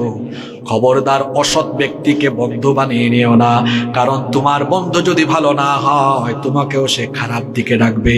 বরং যেই ছেলেটা নামাজ আদায় করে, যেই ছেলেটার চরিত্র ভালো, রেজাল্ট ভালো, তার সাথে বন্ধুত্ব করো, পড়াশোনা নিয়ে তার সাথে কথা বলো, গ্রুপ স্টাডি করো, তার কাছ থেকে পারলে কোরআন শিখো, তার কাছে যত ভালো গুণ আছে সেগুলো তুমি অর্জন করার চেষ্টা করো। খবরদার বন্ধু বানাতে কখনো খারাপ বন্ধু বানাবেন না, কারণ কিয়ামতের দিন এটার জন্য আফসোস করতে হবে। কোরআনুল কারীমের 25 নম্বর সূরা সূরাতুল ফুরকানের 27 নম্বর আয়াত থেকে আল্লাহ তাআলা বলছেন, ওয়া ইয়াউমা ইয়া'উদ্দুল যালিমু আলা ইয়াদাইহি ইয়াকুলু ইয়া লাইতানি আত্তাখাযতু মা'আর রাসূলি সাবিলা। আল্লাহ তাআলা বলছেন, কিয়ামতের দিন কিছু মানুষ তার 2 হাত কামড়াবে, 2 হাত কামড়িয়ে আফসোস করে বলবে, ইয়া লাইতানি আত্তাখাযতু মা'আর রাসূলি সাবিলা, রাসূলের পথ অনুসরণ করে আমি যদি কাউকে বন্ধু বানাতাম, অর্থাৎ নবী রাসূল অনুসরণ করে চলে এমন মানুষকে যদি আমার বন্ধু বানাতাম তাহলে আমার জন্য ভালো হতো। ইয়া ওয়াইলাতা লাইতানি লাম আত্তাখিদ ফুলানান খলিলা, আফসোস করে বলবে আমার ওই বন্ধুটাকে যদি আমি বন্ধু না বানাতাম ভালো হতো, কারণ আমার ওই বন্ধু আমাকে অসৎ পথে নিয়ে গিয়েছে, আমার ওই বন্ধু আমাকে মেয়েদেরকে উত্ত্যক্ত করার জন্য আমাকেও আগ্রহ দিত, যদি তার সাথে বন্ধুত্ব না করতাম আমার জন্য ভালো হতো। বাড়িতে গিয়ে মিলায় নেবেন, সূরা ফুরকান 27 নম্বর, 28 নম্বর, 29 নম্বর আয়াত বাংলা অনুবাদ সহ পড়বেন। বন্ধুত্ব নিয়েও কিয়ামতের দিন হাত কামড়ায়া কামড়ায়া জাহান্নামীরা আফসোস করবে, তারা যদি বন্ধু না বানাতাম জাহান্নাম থেকে বেঁচে যেতাম। তারা আরো বলবে, লাকাদ আদাল্লানি আনির যিকরি বা'দা ইয জাআনি ওয়া কানাশ শাইতানু লিল ইনসানি খাযুলা। আল্লাহ তাআলা বলছেন, ওই ব্যক্তিগুলো কিয়ামতের দিন আফসোস করে বলবে, তারে যদি বন্ধু না বানাতাম ভালো হতো, সে তো আমাকে তার বন্ধু বানিয়ে আমাকে সে ভালো ভালো কাজ থেকে দূরে সরিয়ে নিয়েছে, নামাজ থেকে দূরে সরিয়ে নিয়েছে, ভালো কাজ থেকে দূরে সরিয়ে নিয়েছে। এই রকম করে আফসোস করবে। আফসোস করার আগে এখনো সময় আছে, সুযোগ আছে, ভালো হয়ে যাওয়ার দরকার আছে না নাই? সৎ বন্ধু গ্রহণ করবে। নাম্বার 8, যুব সমাজ ধ্বংসের জন্য আরেকটা কারণ হলো সমাজের মধ্যে জিনার সয়লাভ ঘটিয়ে দেওয়া। জিনা বেবিচার হর হামেশা চলছে, ছেলে মেয়েদের অবাধ মেলামেশা, ছেলে আর মেয়েরা অবাধে দেখা সাক্ষাৎ করছে। শিক্ষা প্রতিষ্ঠানগুলোতে গেলে দেখবেন ছেলে মেয়ে একসাথে পড়াশোনা করছে। এখন আমাদের দেশে কিছু বুদ্ধিজীবী আছে, এমন বুদ্ধিজীবী মাথার মাঝখানে চুল নাই, আবার মুছ আছে, দাড়ি নাই। তারা মাঝে মাঝে বলবে মুল্লারা তো কিচ্ছু বুঝে না, এরা নারী শিক্ষার প্রতি অন্তরায়। ওই মূর্খের দলকে বলবো পড়াশোনা করে দেখ, পৃথিবীতে সর্বপ্রথম নারীর সকল অধিকার দিয়েছে ইসলাম। পড়াশোনার ক্ষেত্রে ইসলাম কখনোই বাধা দেয় নাই। আমার বোনেরা কলেজে পড়বে, বিশ্ববিদ্যালয়ে পড়বে, আমার ভাইয়েরাও পড়বে, ছেলে মেয়েদেরকে একসাথে না পড়াইয়া সেকশন ভাগ করে দেন, মর্নিং সেকশন, আফটারনুন সেকশন। যদি পারেন তো স্কুল কলেজগুলো আলাদা করেন, বয়েজ স্কুল গার্লস স্কুল আলাদা করে ফেলেন। যদি প্রতিষ্ঠানের সংকটের কারণে না হয়, 2টা শিফট করেন, সকাল থেকে দুপুর পর্যন্ত মেয়েরা, দুপুর থেকে বিকাল পর্যন্ত ছেলেরা, 2টা ভাগ করে দেন। দেখবেন আমার দেশে হারাম রিলেশন কমে যাবে। অনেকে আছে বলবে, অনেক ছেলেরাও বলবে, হুজুরা কিচ্ছু বোঝে না, আপডেট, এটা তো আমার জাস্ট ফ্রেন্ড। শুনো, আইজ আছে তোমার জাস্ট ফ্রেন্ড, খালকু হইব তোমার গার্লফ্রেন্ড। কেউ যদি হয় না হুজুর হইতো নাই, তুমি ডাক্তারও যাও, গিয়া চিকিৎসা করাও তোমার। কারণ বিপরীত লিঙ্গের প্রতি আকর্ষণ তো আল্লাহ সৃষ্টিগত ভাবে দিছেন। বিপরীত লিঙ্গের প্রতি আকর্ষণ আল্লাহ সৃষ্টিগত ভাবে দিছেন। কেউ যদি হয় আমার কোনটা হইতো নাই, তা তো তোমার চিকিৎসা করানোর দরকার, তুমি অসুস্থ। আমরার বাপ আদম আলাইহিস সালাম রে আল্লাহ বানাইছেন, তাহলে একলা একলা ভালো লাগে না। আল্লাহ কইলা রাখো, তোমার একলা ভালো লাগে না, সাথী একজন দেই বানাইয়া দিয়েছেন আল্লাহ, বিপরীত লিঙ্গ আর একজন বানাইয়া। কারণ হাওয়া আলাইহিস সালাম এত সুন্দরী, পৃথিবীর সবচেয়ে সুন্দরী নারী হাওয়া আলাইহিস সালাম। সুবহানাল্লাহ, বাড়িতে কে কইবানি আপনারা? আদম আলাইহিস সালাম দেখেও আগাইছি না, আল্লাহ কইলা উবাওতে কই যাও ভাই, আগে বিয়া করাইয়া হালাল করিয়া। সৃষ্টির শুরুটাকেও বিপরীত লিঙ্গের প্রতি আকর্ষণ আছে। এই আকর্ষণ আছে বললেই তো পৃথিবীটা এত বিশাল হয়েছে, মানুষ বাড়ছে। ঠিক আছে রে কথা? কেউ যদি হয় কোনটা হইতো নাই, দেশও বালা ডাক্তার না হইলে বিদেশ গিয়া বালা ডাক্তার। ও জিনা বেবিচার হর হামেশা বারের করি, আমার যুবক হলোর চরিত্র শেষ। নাম্বার 9 নাম্বার, ইন্টারনেট, মোবাইল এবং তথ্য প্রযুক্তির অপব্যবহার যুব সমাজের চরিত্র নষ্টের জন্য অন্যতম ভাবে দায়ী। মোবাইল ফোন এটা ভালো জিনিস, এটার কারণে যোগাযোগ সহজ হয়েছে। ইন্টারনেটও ভালো জিনিস, এটার কারণে আমাদের গবেষণা সহজ হয়েছে। কিন্তু এগুলোর সঠিক ব্যবহার করতে হবে। কিন্তু দেখা যায় বেশিরভাগ যুবক হাতের কাছে মোবাইল পেয়ে, ব্রডব্যান্ড ইন্টারনেট কানেকশন পেয়ে অশ্লীলতার দিকে ঝুঁকে পড়ছে। এই অশ্লীলতার দিকে ঝুঁকে পড়া এটাও হলো যুব সমাজের চরিত্র নষ্টের আর একটা কারণ। আর আপনি দেখবেন ইউটিউব বা ফেসবুক বলেন, ভালো একটা ভিডিও দেখবেন, একটা ওয়াজও যদি শোনেন, একটা কিরাত যদি শুনেন, দেখবেন শুনবেন একটা ভালো জিনিস, নিচে দিয়ে আসবে আরো 3টা খারাপ জিনিস। আপনি আপনাকে হেফাজত করবেন কেমনে? জন্য আল্লাহর ভয় পয়দা করতে হবে। তথ্য প্রযুক্তির অপব্যবহার থেকে নিজেকে বাঁচাবেন কেমনে? বাঁচাবেন, মোবাইলটা হাতে, রাতের বেলা একা রুমে আপনি আছেন, ভাবছেন আমি যদি পর্নোগ্রাফি দেখি, আমি যদি খারাপ নাটক বা সিনেমা দেখি, আমার আব্বু আম্মু ভাই বোন পরিবারের কেউ এখন দেখবে না, যা মন চায় তাই করি। ও আমার কলিজার টুকরা ভাই, শুনেন, আপনাকে কেউ যদি নাও দেখে, অন্ধকার ঘরের আপনার সকল কাজ যিনি দেখছেন তিনি কে? সে আল্লাহকে ভয় করার দরকার আছে না নেই? নাম্বার 10, যুব সমাজ ধ্বংসের 10 নাম্বার কারণ হলো, হইতাম নেই বাধা যদি রাগ করিলাই, অসৎ নেতৃত্ব সম্পন্ন লোকেরা নিজের ক্ষমতা আর স্বার্থের জন্য যুব সমাজকে লাঠির মতো ব্যবহার করে যুব সমাজ নষ্ট করছে। ও বউ কথা আগে সে শুনেলে কথা বাদে স্লোগান হইব, জজবা বাড়ছে, ঠিক আছে, আমার সামনের লাইনগুলো তো আরো জজবা বাড়বে। হক কথা শুনতে তিতা লাগে, কিন্তু যারা আর ভিতরে ইমান আছে তারা ও বাইল লাগান জজবা হয়। কারণ আল্লাহর কুরআন শুনলেও ইমানদারের ইমান বাড়ে, ঠিক কি না? আমার যুবক ভাইদেরকে বলছি, যেই বয়সে আপনারা তরুণ যুবক, আপনাদের তারুণ্যের উদ্দীপনা, আপনাদের যৌবনের শক্তির অনেক দাম তো। কারণ এই তারুণ্য আর যুবকদের জোয়ার যেদিকে যাবে, একটা জাতি সেই দিকে যাবে। তারুণ্যের জোয়ার, যুবকদের গণজোয়ার, এটা একটা জাতির মধ্যে গণবিস্ফোরণ ঘটায়। তরুণ আর যুবকদের সুপথে আসা মানে হলো একটা জাতির পরিবর্তন হয়ে যাওয়া। এজন্য যুবকদেরকে সবাই টার্গেট করে। কিছু লোক তার নিজের চেয়ার, নিজের ক্ষমতা, নিজের স্বার্থের জন্য তরুণ আর যুবকদেরকে টার্গেট করে এদেরকে পুষে, পয়সা টয়সাও দেয়। এদেরকে পুষে তার ক্ষমতার জন্য এই যুবককে কিভাবে সে ব্যবহার করে। ও আমার যুবক ভাইয়েরা, দরদ নিয়ে আপনাদেরকে কথাগুলো বলছি রে ভাই, শোনেন।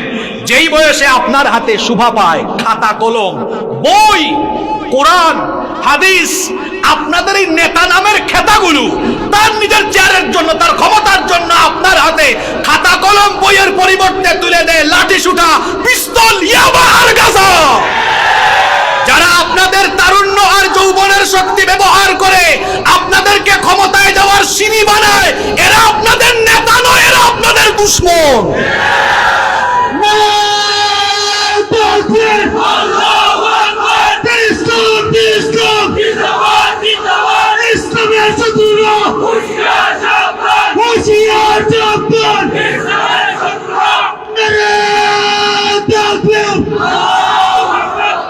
কার পিছনে হাঁটো?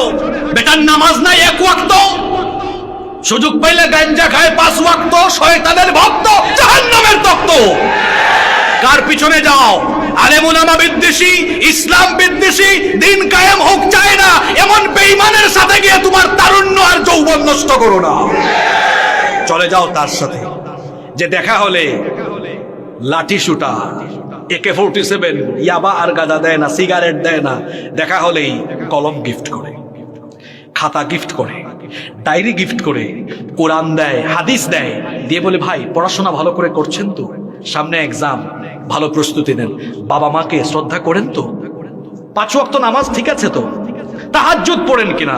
যারা দেখা সাক্ষাৎ হলেই আপনাকে সুপথে আহ্বান করে, নামাজের দিকে, দিনের দিকে, কোরআনের দিকে, হাদিসের দিকে আহ্বান করে, এরাই আপনার আসল নেতা।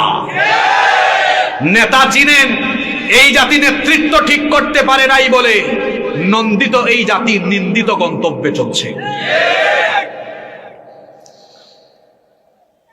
দেখা যাচ্ছে চরিত্রের বালাই নাই, খোঁজ খবর নাই, নেতৃত্ব দেওয়া শুরু করেছে, নেতৃত্ব দেওয়া শুরু করেছে। আপনাদের এলাকার মসজিদে ইমাম সাহেব লাগবে, একজন ইমাম সাহেব আসলেন, তিলাওয়াত সহিনা, তার বউও পর্দা করে না, বিড়ি সিগারেট খায়, আরো বিভিন্ন ঝামেলা আছে। ওই ব্যক্তিকে মসজিদের ইমাম বানাবেন? কারণ তার ইমামতির কোয়ালিটি নেই। তো একজন লোক যদি ইমামতির যোগ্যতা না থাকায় তাকে আমি ইমাম না বানাই, তো মুসলমান সমাজে তো মানুষ এমনটাই সচেতন হবে যে ব্যক্তির চরিত্র ভালো না, দুর্নীতিবাজ, চোর, ডাকাত, টেন্ডারবাজ, দুর্নীতিবাজ, তাকেও সে সমাজের নেতা বানাবে না। আমার যুবকদের চরিত্র নষ্ট হচ্ছে, তারা মনে করছে যৌবন তার নেতার দেওয়া gift. Keep in your mind, youth is not a gift given by your leader. যৌবন আপনার নেতার দেওয়া গিফট নয়, যৌবন দিয়েছেন কে? এজন্য আমি প্রায় সময় একটা বক্তব্যে এভাবে বলে থাকি, যে সকল যুবক ভাইয়েরা তরুণ যুবক বয়সে বিভিন্ন নেতা খেতাদের চামচামি সামনে পিছনে করো, তোমার এই যৌবন চামচামি করার জন্য দেওয়া হয় নাই, তোমার যৌবন দেওয়া হয়েছে আল্লাহর কোরআনের পক্ষে কাজ করার জন্য। আল্লাহ বুঝার তৌফিক দেন। যুব সমাজ ধ্বংসের যে 10টা কারণ বললাম, বাস্তব না অবাস্তব? আপনারা বিষয় দিছেন হুজুর, কারণও হইবা আর বাস্তব কিলা ওখানে হইবা, প্রতিকার। এখন প্রতিকার হুনার মতো 12-14 মিনিট টাইম আছে নি? 12-14 মিনিট মানে আধা ঘন্টা বাজাইতাম, 12-14 মিনিট মানে 12 থাকি 14 বা 15 মিনিটে শেষ করবেন। কোন মানি আপনারা বহুত সময় কষ্ট দিছি, এবার কিছু বালা বালা কথা হইয়া শেষ করি যাতে আপনারা মন খুশি হয়। বাস্তাম কিলা, বাঁচার লাগিও 10টা কাজ করবো। জোরে হোক আছেন কয়টা? নাম্বার 1, 1 নাম্বার, আমার যুব সমাজকে যদি বাঁচাতে চান, সমাজ আর সভ্যতার জন্য কাজে লাগাতে চান, অচিরেই শিক্ষা কারিকুলামের ভেতরে দ্বীন বাধ্যতামূলক করে দেন। যারা কোরআন হাদিস পড়বে, বুঝবে, অশ্লীলতার দিকে যাবে না, মেয়েদেরকে ডিস্টার্ব করবে না, উলঙ্গ অর্ধ উলঙ্গ কাপড় পরবে না, মাদকাসক্ত হবে না, সে বাজে পথে যাবে না, পড়াশোনা শেষ করে চাঁদাবাজি টেন্ডারবাজি করবে না, দুর্নীতি করবে না। দ্বীনি শিক্ষা পেলে আল্লাহর আখিরাতে আল্লাহর কাছে জবাবদিহির অনুভূতি পয়দা হবে বলেই দেখা যাবে সেই ছেলেটা চরিত্রবান হয়ে যাবে ইনশাআল্লাহ। 1 নাম্বার পয়েন্ট মনে থাকবে তো?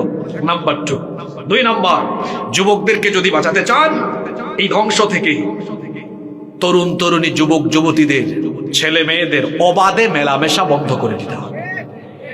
গিয়ে দেখেন ঢাকার রমনার বটমূলে গাছের ছায়া মূলে ছায়া তলে তারপরে কি জানি কয় হাতির জিলে, দেখবেন কবুতরের জুড়ার মতো ছেলে মেয়ে বৈশা বৈশা ঢলাঢলি মাখামাখি আর বাদাম খাওয়া খাওয়া। বিভিন্ন অঞ্চলে, পর্যটন অঞ্চলে পাহাড়ের চিপায় চাপায়, তারপরে আপনার চা বাগানের এইদিকে ওইদিকে, বিভিন্ন পার্কে পার্কে ছেলে মেয়েদের অবাধে যে সুযোগ হয়েছে মিশামিশির, ঘষাঘষির, ঢলাঢলির, এই কারণে সমাজ আস্তে আস্তে নষ্টই হয়ে যাচ্ছে। আমার দেশের যুবক যুবতী ভাই বোনদেরকে যদি বাঁচাতে চান, অবাধে মেলামেশা বন্ধ করে দেন, দেখবেন সমাজটা ঠিক হয়ে যাবে। 3 নাম্বার হলো আমার যুবকদের চরিত্র হেফাজতের জন্য আমার যুবকদেরকে 5 ওয়াক্তের নামাজি হতে হবে। কারণ নামাজ হলো এমন একটা ইবাদত, এই নামাজের মাধ্যমে যুবক অশ্লীলতা আর বেহায়াপনা, অন্যায় থেকে বাঁচতে পারে। কথাটা মোল্লার নয়, কথাটা কার? আল্লাহ তাআলা বলছেন, ইন্নাস সালাতা তানহা আনিল ফাহশাই ওয়াল মুনকার। নিশ্চয়ই নামাজ মানুষকে অন্যায়, অশ্লীল, যাবতীয় ফাহেশা কাজ থেকে বাঁচিয়ে রাখে। যে ব্যক্তি 5 ওয়াক্তের নামাজি, আর নামাজ যারা বুঝে এরা কখনো অন্যায় দিকে যাবে না। নামাজি হওয়া এক কথা, আর নামাজ বুঝা হলো আর এক কথা। বলবেন হুজুর নামাজটা বুঝবো কেমনে? নামাজ শুধু আনুষ্ঠানিক ইবাদত নয়, বরং নামাজ হচ্ছে এখান থেকে তারবিয়াত, শিক্ষা নেবেন আপনি। প্রত্যেকটা জায়গায় শিক্ষা আছে। বলবেন হুজুর নামাজের শিক্ষাটা কোথায়? এই যে আমরা যখন নামাজে দাঁড়াই, বিনয়ী হয়ে নামাজে দাঁড়াই। যে ব্যক্তি বিনয়ী হয়ে দাঁড়ায় না, তার নামাজ কবুল হয় না। এজন্য আল্লাহ বলেছেন, ওয়াকুমু লিল্লাহি কানিতিন, বিনয়ী হয়ে আল্লাহর সামনে দাঁড়াও। নামাজে যেমন বিনয়ী হয়ে দাঁড়ান, ঠিক তেমনি নামাজের বাহিরেও বিনয়ের সাথে আপনি চলবেন। একটা শিক্ষা পাইলেন। এরপরে নামাজের মধ্যে আপনি যখন দাঁড়ান, সিজদার জায়গার দিকে তাকান, তখন তো আপনি পিছনে তাকান না, ডানে বামে তাকান না। এই তো একটা শিক্ষা পেয়ে গেলেন। নামাজে যেমনি আল্লাহর আইন মেনে চক্ষুটাকে আপনি নিয়ন্ত্রণে রাখেন, আপনি মসজিদ থেকে বের হয়ে চক্ষুটাকে বেগানা নারীর দিকে দিবেন না, অশ্লীলতার দিকে চক্ষু দিবেন না, হারামের দিকে দিবেন না। এটা হলো চোখের শিক্ষা। নামাজে আপনি হাত বাঁধলেন, হাত যে বাঁধলেন, এই যে হাত বাঁধলেন আল্লাহর হুকুম মতো, কেউ তো হাত পিছনের দিকে দেয় না, হাত সামনের দিকেই দেয়। এখান থেকে আরেকটা শিক্ষা বান্দারে, নামাজে যেমন আল্লাহর বিধান মতো হাত বাঁধলা, নামাজের বাহিরেও এই হাতকে আল্লাহর বিধানের বাহিরে ব্যবহার করবা না। এমনি করে পুরা নামাজের মধ্যে শিক্ষা আছে। এই নামাজটা যারা বুঝে, কোনো অন্যায়ের দিকে তারা ধাবিত হয় না। এজন্য আল্লাহ বলেছেন, নিশ্চয়ই নামাজ মানুষকে অন্যায় থেকে ফিরায়। এখন আপনারা হয়তো মনে মনে ভাবছেন সাহসে কুলাচ্ছে না, বলতেছেন না, কিন্তু আমি তো আপনাদের মনের খবর কিছুটা হলেও বুঝতেছি। কারণ আমরা যারা মানুষের সামনে কথা বলি, পাবলিক সেন্টিমেন্ট কিছু না কিছু বুঝি।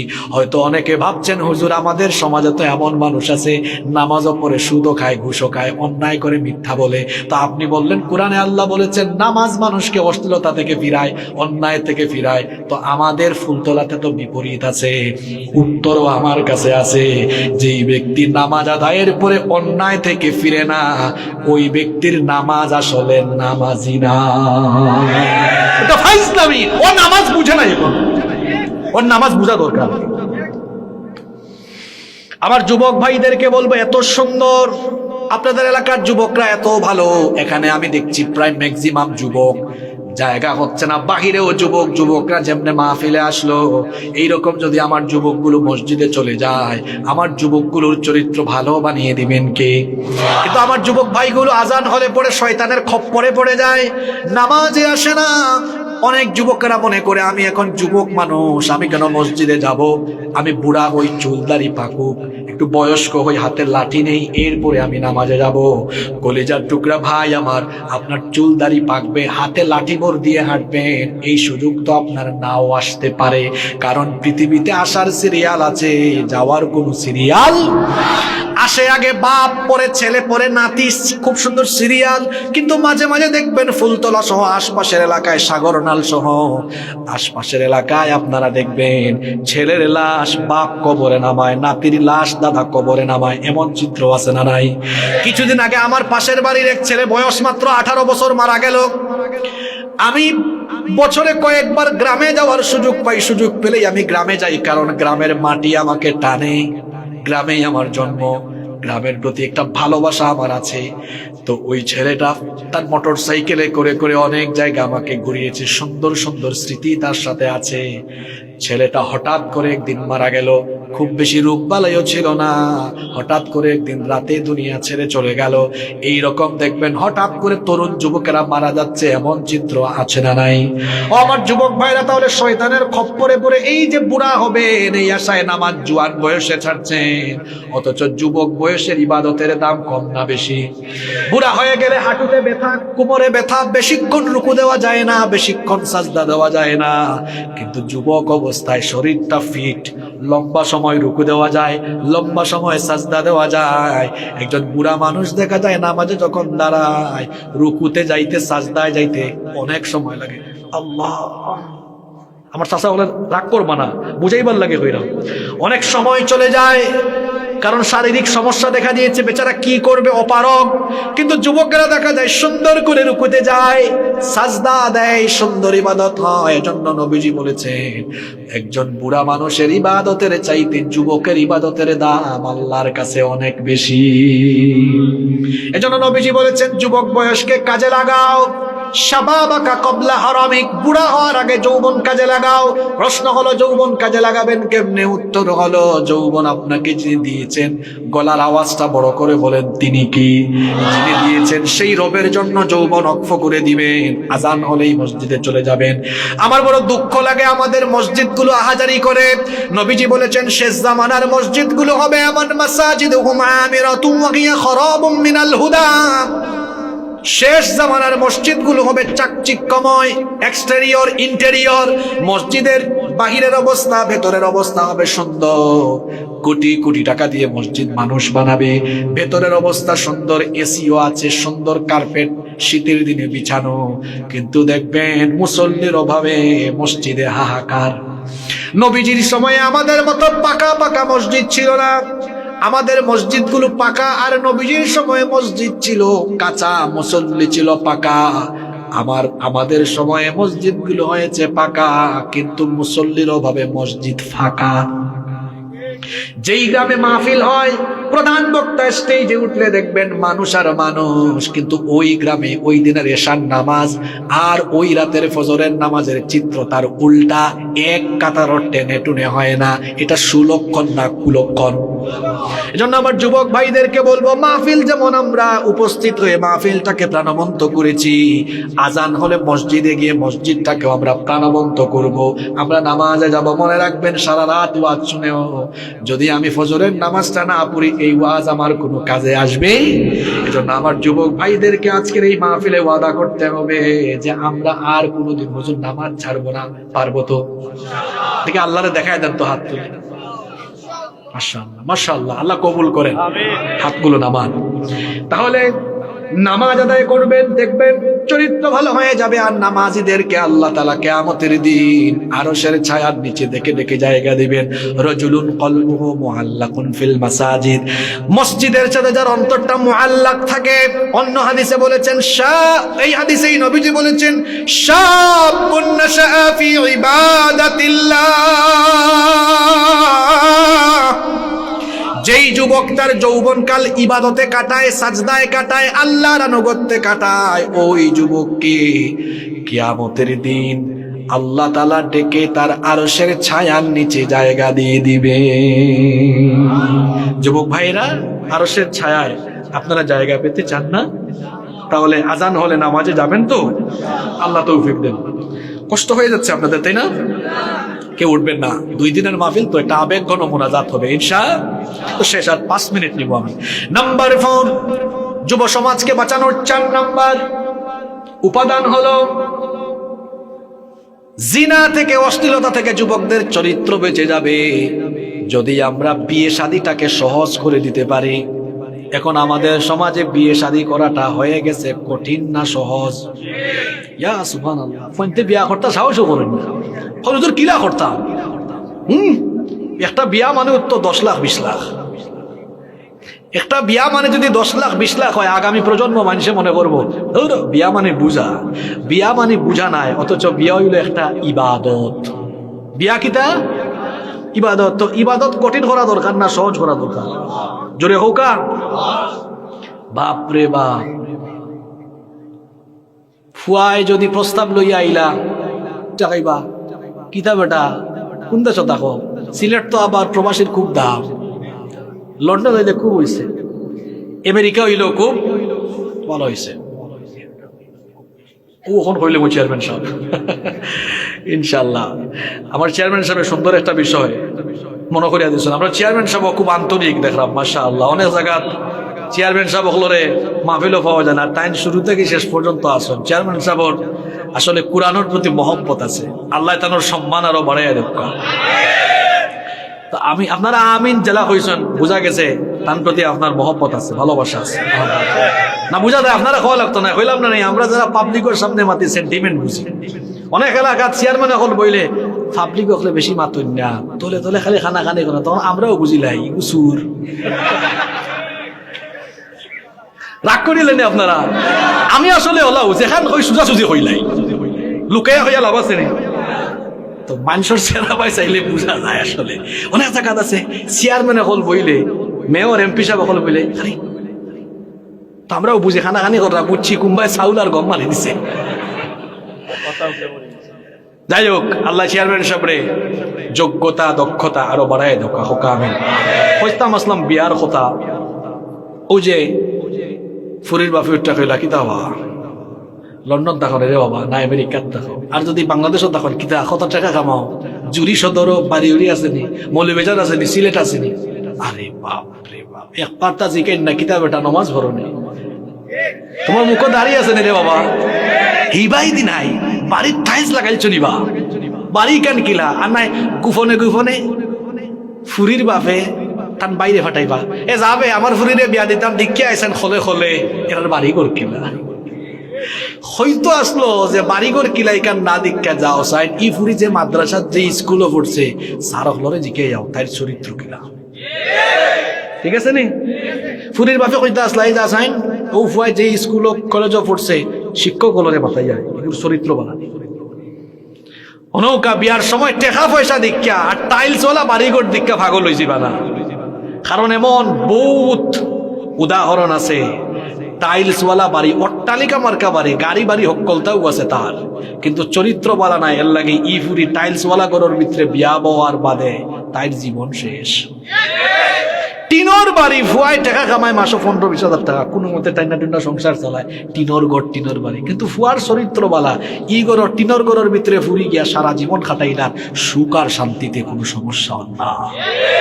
তাহলে বিয়ার সময় দেখা লাগবো কিতা? নবীজিও কইছেন তুনকাহুল মারআতু লিআরবা, 4টি জিনিস দেখে মেয়েদেরকে পুরুষেরা বিয়ে করে। লিমালিহা, মেয়ের বাপের ধন সম্পদ, লিহাসবিহা, বংশ মর্যাদা, লিজামালিহা, রূপ সৌন্দর্য, 4 নাম্বার লিদিরিহা, দিনদারিতা। নবীজি বলেছেন এই 4টা জিনিসের মধ্যে ফাদফার বিদাতিদ্দিনি তারিবাতিয়াদা, সবার আগে দিনদারিতাকে প্রাধান্য দাও। কারণ আল্লাহর হাবিব বলেছেন মার রাযাকাহুল্লাহু ইমরাআতান সালিহা ফাকাদ আ'ানাহু আলা শাত্রি দীনি, আল্লাহ তাআলা যে ব্যক্তিকে দয়া করে একজন নেককার স্ত্রী দান করেছেন, নেককার জীবন সঙ্গিনী দিয়েছেন, আল্লাহ যেন তাকে ইসলামের অর্ধেক নেয়ামত দিয়ে দিয়েছে। এটা আমি একটা পয়েন্টে বুঝতে না রে ভাই, তোমরা যারা মিসকিনে বিয়া সাথে করছো না, যারা বিয়া করছে এরা জানে বউ যদি বাদ হয় টাকা পয়সা কোনটাতে শান্তি পাওয়া যায় না, আর বউ যদি বালা হয় টাকা পয়সা না থাকলে মনও শান্তি পাওয়া যায়। নেককার স্ত্রী আল্লাহ রাসূলে কইছেন আদ-দুনিয়া কুল্লুহা মাতা' ওয়া খায়রু মাতা'id দুনিয়া আল মারআতুস সালিহা, দুনিয়ার সবটাও সম্পদ, তবে দুনিয়ার শ্রেষ্ঠ সম্পদ হইল নেককার নারী। সুবহানাল্লাহ। বিয়া শাদী করতে গেলে আগেও কই দিবা দিলাও 10 লাখ 20 লাখ 30 লাখ মোহরানা। আচ্ছা আপনার বিবেকে কি বাধা দেয় না? একটা ফুয়া যখন বিয়া করে তার বয়স কত? এত পড়াশোনা করিয়া 2-3 বছর হয়তো টুকটাক ব্যবসা বাণিজ্য বা চাকরি বাকরি করিয়া আইছে, বয়স তার 25, 26, 27, 28 বছর। এই সময়ে ও 2-3 বছর রুচি করিয়া তার বাড়ি গাড়ি বা টাকা পয়সা কি অত বেশি হয় যে 20 লাখ টাকা দিলাইতে পারবো? ওর তো মাত্রা না, আপনারা দিতে পারবো নি? পারতো নয় তো, পারতো না তো বিয়া করতো না নি? মোহরানা সহজ করে দিতা নিয়ম। আল্লাহ রসুলে যত সাহাবি হলরে বিয়া দিছো একদম সহজ মহারানায় বিয়া দিয়েছেন। আপনারা একজন নবীর কিচ্ছা হইলাই খুব সংক্ষেপে। শুআইব আলাইহিস সালামর গরো আইসুন মুসা নবী, তা বাক্কা লম্বা কাহিনী এবার যাইলাম না, বিপদ হয়ে হয়েছে। এর বাদে টান গরো কর্মচারী বানাইয়া রাখার লাগি টানোর ফুরিনতে হইলা, 2 ফুরি হইলা, আব্বা আপনার ঘরে কোনো বেটাইন মানুষ নাই, রাখি দু কাইন আমরা ঘরে খামলা হিসাবে তাক মানে তাই খাম করবানে, আমরা ছাগল তারে নিয়া মরুভূমি চড়াইব না, গরুর খাম খাস করবানে ভালো হইব। এনটা দেখছি শক্তিশালী আর ইন আমানতদার। বাফে জিগাইলা অবটেন ইন যে শক্তিশালী আর আমানতদার বুঝলাই কিলা? কইন আব্বা যখন তানরে আনতাম গেছি, যখন তাই নাইছিলা তখন যে কুয়াত এতগুলা মানুষ অত যুবকরে ঠেলাইয়া তাই না আমরা পশুর পালরে ফানি ফান করাইছো, এর লাগে বুঝছি শক্তিশালী আর আমানতদার বুঝছি কারণে তাই আনাত গেছিলাম আমরা ভাই সাইন না তোলে দি চাইয়া মাতন, আমরা মহিলা মানুষ তো আপনার ভাই সাইন না, আবার আমরা বাড়িতে আনতাম গেছি তাই এই তোমরা আমার আগে একটু না, তোমরা আমার করে দাও, কারণ বেটাইন তোর সামনে থাকলে ফিতনা হয়ে যাবো, ঠিক না নেই, করে যাও। তো শুআইব আলাইহিস সালামে কইলা ও বেটেন ইটা তো কোনো সাধারণ মানুষের চরিত্র নাই, এক নবীর খবর আর এক নবীর কাছে আছে না নাই, ব্লুটুথ আছে তো, মানে বুঝছো ইটা সাধারণ চরিত্র নাই। কইলা তার খামলা বানাইয়া রাখতাম কেন, যাও তুমি এক কাম করো, আমার ওই 2 ফুরি থাকি 1 ফুরিরে বিয়া করো আর আমার বাড়ির জামাই ইয়াতে। সুবহানাল্লাহ, বাড়ির যা কইবা না কিটা ফুরি বিয়া দেওয়ার প্রস্তাব দিলাইছন, গড় বাড়ি অট্টালিকা সহায় সম্পদ ওটা দীক্ষা না চরিত্র দীক্ষা? কারণ হেন উঠা কইরা মুসা নবী কার কথা কইরাম, কইরা আপনার ফুরিরে বিয়া করতাম কিনা, মোহরানাও নাই, টাকা পয়সা ওই দেখো কা হৌরে হৌরে মোহরানা সহজ করে দিলা জামাইরা। কইরা অসুবিধা কিনা, তুমি এক কাম করো, আমার ঘর 8 বছর থাকো, আর যদি ফাররে বাবা আরো 2টা বছর বাড়াইয়া থাকো, 10 বছর থাকো, আমার ফসুর ভাল খাটি চুলিটি বাসায় বুঝাই হইলাম যাতে বুঝতে পারেন আপনারা, আমার গরুর দেখাশোনা করো, ও ওটাও ওই যাব তোমার বিয়ার মোহরানা। আর আপনার হইলে কিতা হইলা মানে 30 লাখ দিলাও, 40 লাখ দিলাও, এর বাদে বিয়ার সময় খানে খানে হয় বিয়া হিসাব ঠিক আছে, সামান্য বলা উষদ বাকি মানুষের উড়াই না জানো, 6 মাস পরে দিবনে, 1 বছর পরে দিবনে, যাতে বাদে জামেলাও লাগি যায়। আর এই ভাই বাসর করে গিয়া বউরে কয় এরে গো দিছিলাম তো অত আছে বাকি দিবনে, মাফ করে দিলাই। এখন বউ ওই সময় যে আবেগ এখন বাদ দেও রে, বা বাদ দিলেই লাম্বা বাধ্য হইতা, এখন আমরা আপনার আলাপও যাই, ঠিক আছে নি কথা? এর বাদে বেজাল লাগ গেলে কয় এই টাকা শক্তি দো, কয়ে তুমি তো বাসর করো মাফ করে দেয়, হইতা আবেগে দিছি তা মনে নাই। আপনারে আশীর্বাদ লাগে হইরাম না বাস্তবতা এটা? এখন এটা কয় হুজুর আমি যদি মোহরানা না দিয়া আমার বউর লগে সংসার করি তাই এটা ঠিক হইব না অবৈধ হয়ে যাব, জিনা হয়ে যাব, ইলা অনেকের ভিতরে আয়। তবে বেটিনতে চাইলে আপনারা আটকাইতে পারবা, যদি বাসর করো এটা কয় তুমি ফুল মোহরানা দেওয়া লাগবো, এর বাদে আমার লগে সংসার করতে পারবা, আপনি আটকে যাবা, দেওয়াও লাগবে। তবে মোহরানা বাকিও রাখা যায়, পরে আপনি দিবা। তবে শরীয়তর পন্থা হইল মোহরানারে সহজ করিল। এক সাহাবী আইয়া কইছেন নবীজির কাছে, ইয়া রাসূলুল্লাহ হুকা সাল্লাল্লাহু, বিয়া করতাম আমি, মালা কথা গরো কিতা আছে মোহরানা লইয়াও, এখন কোনটাও নাই। নবী যখন যাও দেখো গিয়া কোনটা পাওনি, তুকাইতে লইয়াইছেন আংটি একটা, সোনারও নাই রূপারও নাই, লোহার কিতার আংটি, কোন একটা পাইছি, কোন অসুবিধা নাই, একটাও দাও, একটা বেচ্চা যা পাও ওগুন দিও মোহরানা হইল। সুবহানাল্লাহ। আপনারা বিয়া শাদিরে সহজ করে দৌকা দেখবানে, আমরা যুবক ফাইন খুব পালা, আমিও তো যুবক লোকে চলাফেরা করি, আমার ফাইন আমরা এই যুবক ফাইন খুব পালা, এরা জিনা করতে চায় না, এরা বিয়া করতে চায়। দেখুন না ওয়াজ কিলা কমন পড়ছে না, বিয়ে ইত্যা হলে চিল্লাইরা, আপনারা বিয়াটা যেন সহজ করে দেন, বিয়া সহজ করে দৌকা। আবার যুবক ভাই হলরে কইলাম যারা বিয়া শাদী করছো না, বিয়ে ইত্যা মিসকিন হল, বিয়ার সময় হোকরাল লাগান, সিলেটি ভাষায় হোকরা কয়, হইও না কাঠমাল তাকে লইয়া একবারে এসি ফ্রিজ অক্ষতা দেওয়া লাগবে, বোঝা যায় বেটায় ফুরি জন্ম দিয়া ঠেকছে, ঠিক আছে নি কথা? আমার বাড়িও সিলেট, যদিও চিটাগাং থাকে, সিলেট আর চিটাগাং ইতা বেশি, একবারে বাথরুমের বদনা তাকে লইয়া এসি পর্যন্ত অক্ষতা দেওয়াও লাগবো। আমার কৌশল করি নাই কিলা জিকায় বিয়াই সব আমার ফুরির লোকে কোনটা দেওয়া লাগবে, আপনার ফুরি আপনার ইচ্ছা, কি কৌশল করি উত্তর। এখন বিয়া হিসাবে যদি একটু কমাইয়া দেন, বিয়ার বাদে দেখা যায় হরি এখন কিতা দৌ আমার 2 নাম্বার ফুয়ার বিয়ার সময় আমার বেয়ে অকলতা দিছ, তোর বাপে দেখি হতা দিলা না, মানে কুকরি শুরু হয়, ঠিক আছে নি কথা? আর রমজান মাস আইলে ভিক্ষুকের মতো অপেক্ষা করে কোন দিন ফয়লা রমজান বিয়ারি বার থেকে ইফতারি আইতো, হৌর বার থেকে ইফতারি আইতো, আবার না দিলে এই কিতা দৌ তোর বাপর বার থেকে ইফতারি এলো না কেন? আবার সেই আছে কৌশল করি না ও কখনো তোমার আব্বারে এইবার খানা ইফতারি দিল তাই অত কষ্ট করি আইতা খানো খা কিতা দরকার আমার বিকাশও কই আলগস নাইতা ইলান আসেনি আহা আবার কুরবানি ঈদ আইছে অনেক জায়গায় গরু ফাটাইল লাগে রানও ফাটাইল লাগে এর চেয়ে বড় নিম্ন মানসিকতা আর কিচ্ছু হইতে পারে না আমার যুবক ভাইদেরকে বলছি বিয়ে শাদীর সময় বাবা তার মেয়েকে খুশি হয়ে দিচ্ছে যা দিচ্ছে তাই কোনো অসুবিধা নাই রমজান মাসে বাবা যদি খুশি হয়ে প্রথম রমজানে বা যে কোনো রমজানে একদম জুরি বাজারের সকল দোকানের ইফতারিও নিয়ে আসছে কোনো অসুবিধা নাই যদি নাও নিয়ে আসে তাও আপনার স্ত্রী এবং আপনার শ্বশুর বাড়িকে নিয়ে আপনি তুচ্ছ তাচ্ছিল্য করতে পারবেন না পারবানি তা মোহরানা সহজ করে দিবা দেখ মানে যুবক হলোর চরিত্র সুন্দর হয়ে যাবো ইনশাআল্লাহ নাম্বার 5 যুবকদের চরিত্র ঠিক হয়ে যাবে যুবকরা যদি চক্ষু ঠিক করে ফেলে ইমাম কুরতুবী রাহিমাহুল্লাহ একটি কথা আমার মনে পড়ল তিনি বলেছেন অশ্লীলতার দরজা হলো চক্ষু অশ্লীলতার দরজা হলো চক্ষু মানুষ যদি চোখ ঠিক করে তার চরিত্র বলা হয় যুবক এখানে জানেননি ফয়লা দেখে চোখ দি এর বাদে অন্তর ফিতনা হামায় মাথাত আজে বাজে চিন্তায় এর বাদে গিয়া ফাইনাল খাম করে তাহলে ফয়লার খাম যেটা চোখ দরজা এটারে ঠিক রাখতে পারলে গদ্দুল বসার আল্লাহ কোরআনে কইছেন কুল্লিল মুমিনিনা ইয়াগুদ্দু মিন আবসারিহিম ও নবী মুমিন পুরুষদেরকে বলেন চক্ষুকে যেন হেফাজত করে দৃষ্টি নিয়ন্ত্রিত করে ফেলে অশ্লীলতার দিকে যেন চক্ষু না দেয় যুবক ভাইয়েরা যদি চক্ষুকে হেফাজত করে চরিত্র সুন্দর করে দিবেন তিনি কি নাম্বার 6 নাম্বার হলো লজ্জাস্থানের হেফাজত অর্থাৎ অবৈধ পন্থায় যৌন সম্ভোগ অর্থাৎ জিনা ব্যভিচার ছেড়ে দিতে হবে আমার যুবক ভাইদের চরিত্র তো হবে এমন ইউসুফ নবীর মতো ইউসুফ নবী যাকে রব্বুল আলামিন এই দুনিয়ার অর্ধেক সৌন্দর্য দিয়েছেন আপনি রাস্তায় বের হলে কয়টা মেয়ে আর তাকায় ইউসুফ নবী এত সুন্দর ছিলেন যাকে দেখে সেই যুগের মিশরের সুন্দরী রূপসী নারীরা ফল কাটতে গিয়ে আঙ্গুল কেটেছে টেরও পায় নাই আল্লাহু আকবার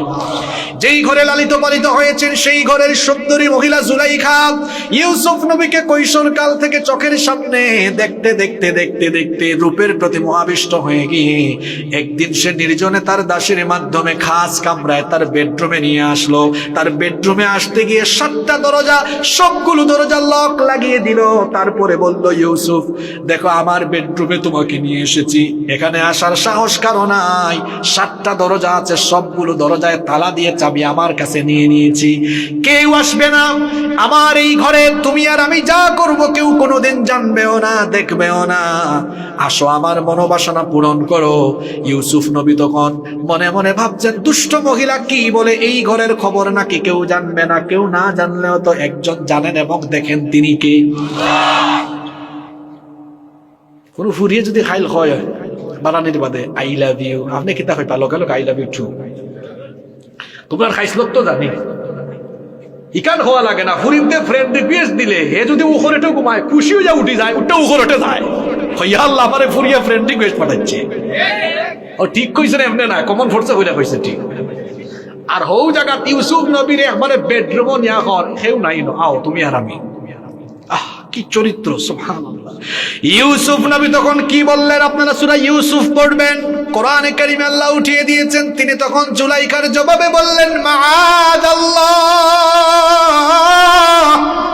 তুমি যে প্রস্তাব দিয়েছো এটা আমি প্রত্যাখ্যান করছি রিজেক্ট করছি আল্লাহর কাছে পানাহ চাচ্ছি এমনটা করা আমার জন্য সমীচীন নয় তিনি তখন আল্লাহকে ভয় করে আল্লাহর উপর ভরসা করে তিনি জানেন দরজাগুলো বন্ধ কিন্তু তিনি এটা ভাবলেন এই দরজাগুলো বন্ধ চাবি হয়তো জুলাইখার কাছে কিন্তু গোটা বিশ্ব জগতের চাবি তো একজনের কাছে আছে তিনি কে ওই আল্লাহর উপরে ভরসা করে তিনি জানেন বন্ধ দরজা আল্লাহকে খুশি করার জন্য আল্লাহকে ভয় করে যখন দৌড় দিলেন আল্লাহও খুশি হয়ে গেলেন খুশি হয়ে আল্লাহ তার কুদরতি চাবি দিয়ে বন্ধ 7টা দরজা সবগুলো দরজার তালা আল্লাহ খুলে দিলেন আমি সুবহানাল্লাহ হইয়া বাড়ি যাইও কিনা যুবক ফাইন তো যারা আছেন তারা হইলাম চাচা হলে না আপনারা বাবা হল তুমি হইতাম পারবো নি তোমরা হইলাম আর কি তাহলে সুবহানাল্লাহ হইয়া গেলে কি হইতো নাই ফুরিনতে হিসকিরি বিস্কিরি মারলেও চুপচাপ হওয়ার চরিত্র ঠিক করা লাগবো।